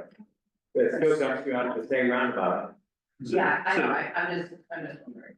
Let me jump in here. It's still, Let me, yeah, let me jump in here for a second, is, because today we did receive some more, correspondence from the applicant. And like I prefaced here at the beginning of this conversation, is we still need to do a little more research to, better understand what was intended from the small area plan. And also better understand what the applicant is requesting. So I think we ought to put a pin in this until we get some more facts from the applicant as well as from our own research. And let's come back to this next week. I think it would be helpful to know the justifications too. They provide those. Yeah, we can, the applicant have provided those in their application, but we can Yeah, get for further next week, clarification yeah. over next week. you just want to point out what the sixth one. Oh, the sixth one, that was Wild Mushroom Drive, where it's just one of these units. And what were they requesting? Wild mushroom, R1 or MXDN? It's the actual lot, The what? not. So, Actually, about the zoning, jump right after. oh, Yeah. right. No. Here you're zoning on Johnson. There we go, yeah, right there, corner, south of the clubhouse. Oh, where is it? Yeah, south, right, south of that one, yeah, right there, where your cursor is. Oh, Yeah, there it is. yeah, so just this one lone property was requesting, like I said, R1 or MXDN. So, From the developer, no, from my actual from the property, property owner. yeah. It's R2. They have a Yeah. vision now. Yeah, I don't know what they can do on that, but They want to change from R2 to R1 or mix? correct, for just this one property.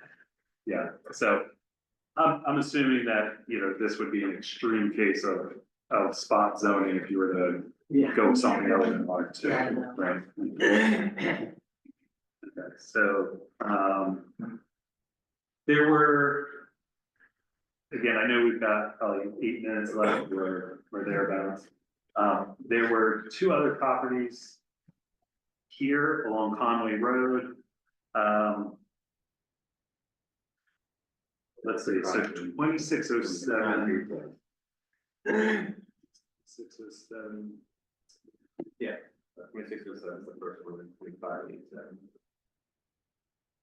This is 2607, this one here to the west. And it's currently zoned RA and OS, and the request is R2. So I can put on the documents. That's the property I'm referring to. And adjacent, this one right here, 2587. The request is for MXDN. Really?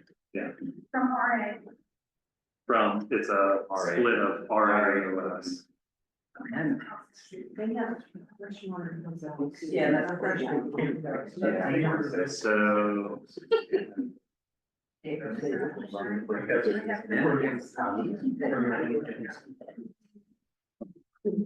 If you want to put the wetlands layer up there, I was like. yeah, I'm gonna, Doesn't hurt to ask. Well, it goes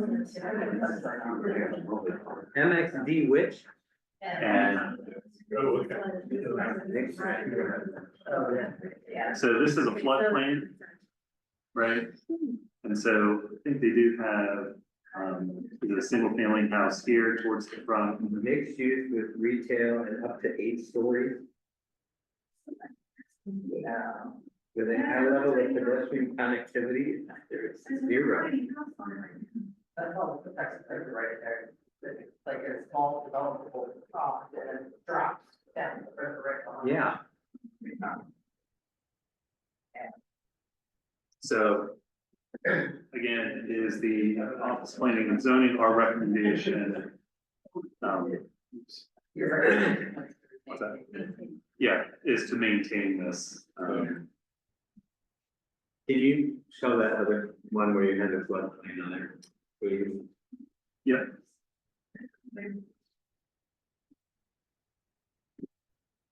So again, I'm gonna look around the room, everybody in agreement with maintaining the existing zoning? Yes. Yeah. That one was easy. Getting late. So if you do wanna knock off Woodwardville, there were three options. Knock it off. We need a roll in total, that's. Yeah. I know I keep saying, oh, well, let's just do this one more.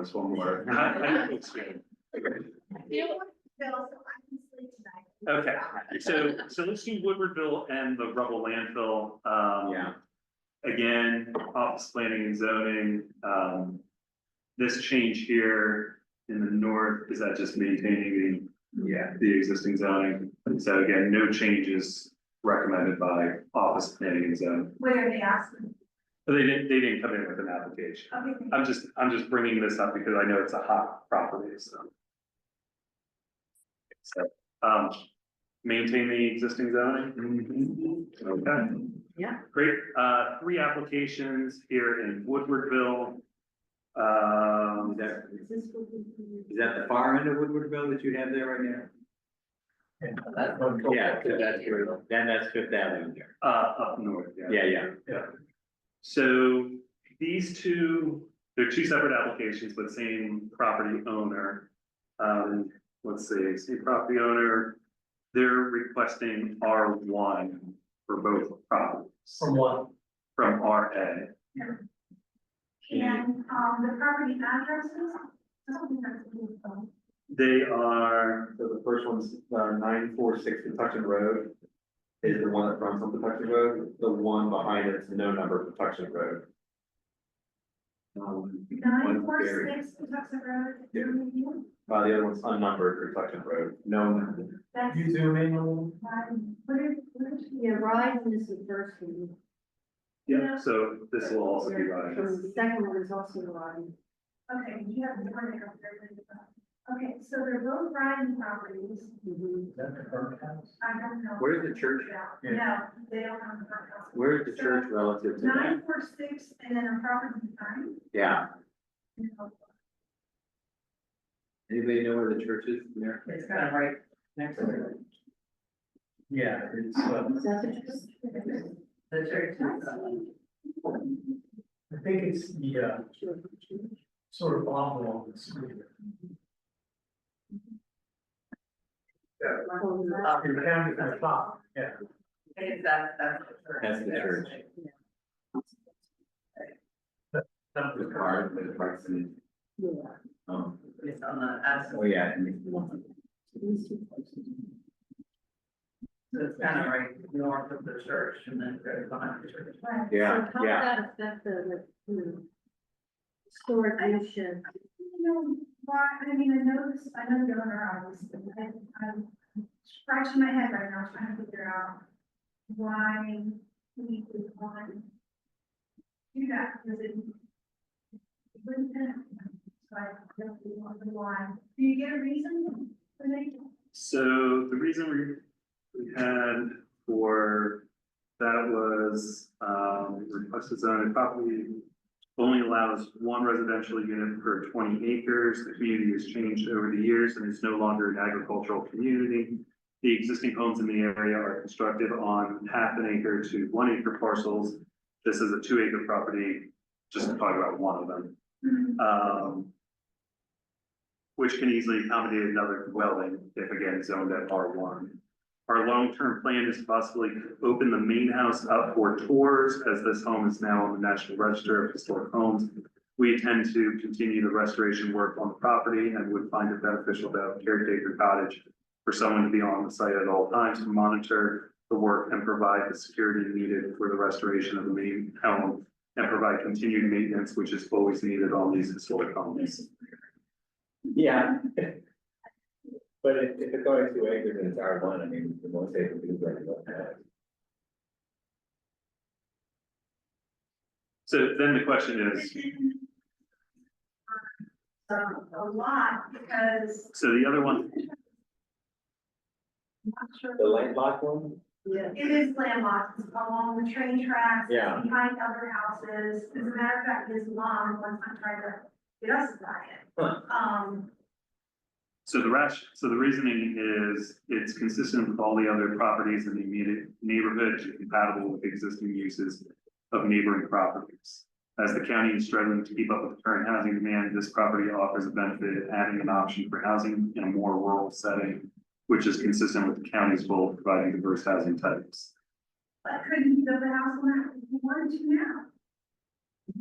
now? How would you get, like, right, like, Oh, for Well, this there is one, a right of way for the lot. where? It is across from my sign. There is a right of way there. Yeah, there's a little bit of. access easements. Yeah. It is for sale, somebody wanted to buy it. I mean, It's not for sale for 5 or 6 Is there a years. sign? Not currently. Oh, okay. It's up and down. I feel like that's. Yeah, I think it was very good. If you put a 100-foot buffer layer on the Well, second choice of. all I can say about this is the community at large, would not, the community of Woodwardville would not support any of them.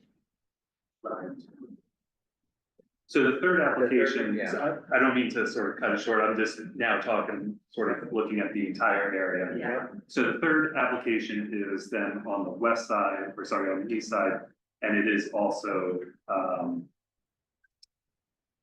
ride and trustee for the in. And the request there was, MXDN. Right, Sam, it's, it's this, Just that It's little one one. lumber. Yeah, it's a short building with a lumber storage facility. Wooden structures that's really close to the right way, I right? feel like I need. so in this particular case, the request is used for possible boat storage or some other type of storage as it was once used for. It is an old falling down lumber building. That literally, if you're in it, and you walk to the back of it, it drops off. I don't know, 20 to wetlands. Yeah, I see. That even local parts of it. Right. So, again. What? It clears the floodplain, it looks like. Work with historic properties then. Well, this is not a registered property. These, The the road right is- house, the main house he's talking about, Is right. is on the national, well, the whole town is on the national register. Yeah, So I'll clarify a little bit, give us a second. The entire town is on the national register of historic places, it's on the county's, also. The one structure that he is talking about making floors and so Right. on and so forth, is on the register. The other is a lot, the other is just an old the lumber lumber building. building is not, that's right, No, okay. no. You said you want to tear down the old one? So I guess why would He's, I guess he's wanting to maybe make some sort of improvements to use the storage, but in the 30 years I've been there. Yeah. Storage. Yeah. I guess There's currently no building Now, on that Unless that's. east side. there, that's what it is, it's the lumber building. When you go through Woodwardville, it's the lumber building, it's a long, skinny, narrow building. Oh, Yeah. Like I said, I've been in it, but it's literally like you can see. You go out there. Make the turn, it's in storage. Or other way. Yeah, I'm yeah, going north, right? yeah, We yeah. need to, Fifth Avenue, I you back don't up. remember, I've seen that one, I've seen this one, so. You just need to back up a tiny bit. Keep going, no, keep going north, right? no, go South. backward. Yeah. You're going back, go south. A little more south. One more. Yeah, you're gonna go almost to the. There you go, finally get. You'll see the little. Yeah, oh, yeah, yeah, It's like that. it yeah, just doesn't make, No, So no, you want to redevelop that? Mixed use. he's saying he wants to use it, he wants to, I guess, be able to rent it out for folks, or what will you say? Yeah. Yeah. And MXDN, yeah, is that, You just want things to make What- sense.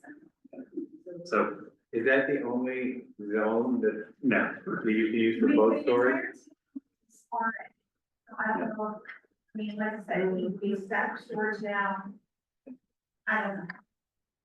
so again, it sounds like we keep it as our, I think right? all- All right. Yeah. Yep, everybody in agreement with that? Yeah. Okay. Thank you. Okay. Oh, this is just, cleanup, yeah. Oh, okay. Okay, so, I do have a question about historic properties, so how do you guys typically deal with those in zoning? Or do you just? Like, in the case of the lumber, like, it's not going to necessarily be a non-conforming use? Yeah. right? Like, it's, We have cultural resources staff that look at these historic properties, but I can't tell you exactly how they would go on something like this. yeah, so like, say, I'm just thinking like, it's, The storage facility is allowed on a commercial storage. yeah, With yeah. So, I guess that's what I was like kind of trying to understand too, like. If there was a use at a certain point, and it's weird about the lot that there's not a structure on. It's right against the train tracks and it's behind other houses. It's a really wonky, weird parcel. Yeah. And like I said, off and on for no less than 15 years, it's been for sale. I do understand they perked it, so we do well on septic, we're all well on septic there. So we do well on septic, but who's gonna want to build a house there? So it's weird that he's asking Yeah. for an upzoning for, I mean, he could build a house there all along. He's not gonna build, I guess he's hoping if he had an upzone and put two houses on it, then somebody would buy it then. That doesn't mean it would hurt two houses on it. Right. I think we've come to consensus on what we're doing, Yeah. right? Yeah. So, then moving on, like I said, I think this might be a good place to stop for tonight. So again, we'll circle back to Two Rivers.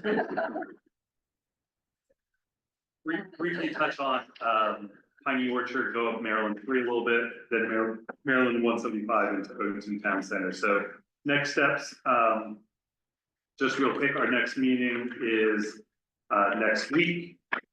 Same time and place, we'll be doing the same thing. And then looking ahead is we'll be meeting August 14th, and this will be a deliberation recommendation on the plan and zoning map. That's not a big one. Again, is if we can get it all done in that one meeting, great. If not, we do have August 19th as a second meeting.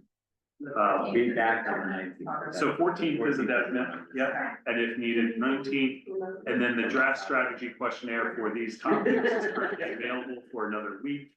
And then, like I said, is the draft zoning map we anticipate in mid-June, going until July. Okay, so, Yeah, you can. so that's all we have, and if you want to close this out, Christine. Okay. So. We need a motion to stop the meeting. No, a motion. Lex making the motion, Jill's seconding it. Any discussion? No? All in favor? Okay, any opposed? No. This meeting has been adjourned, at 9:09 PM on April. Thank you guys.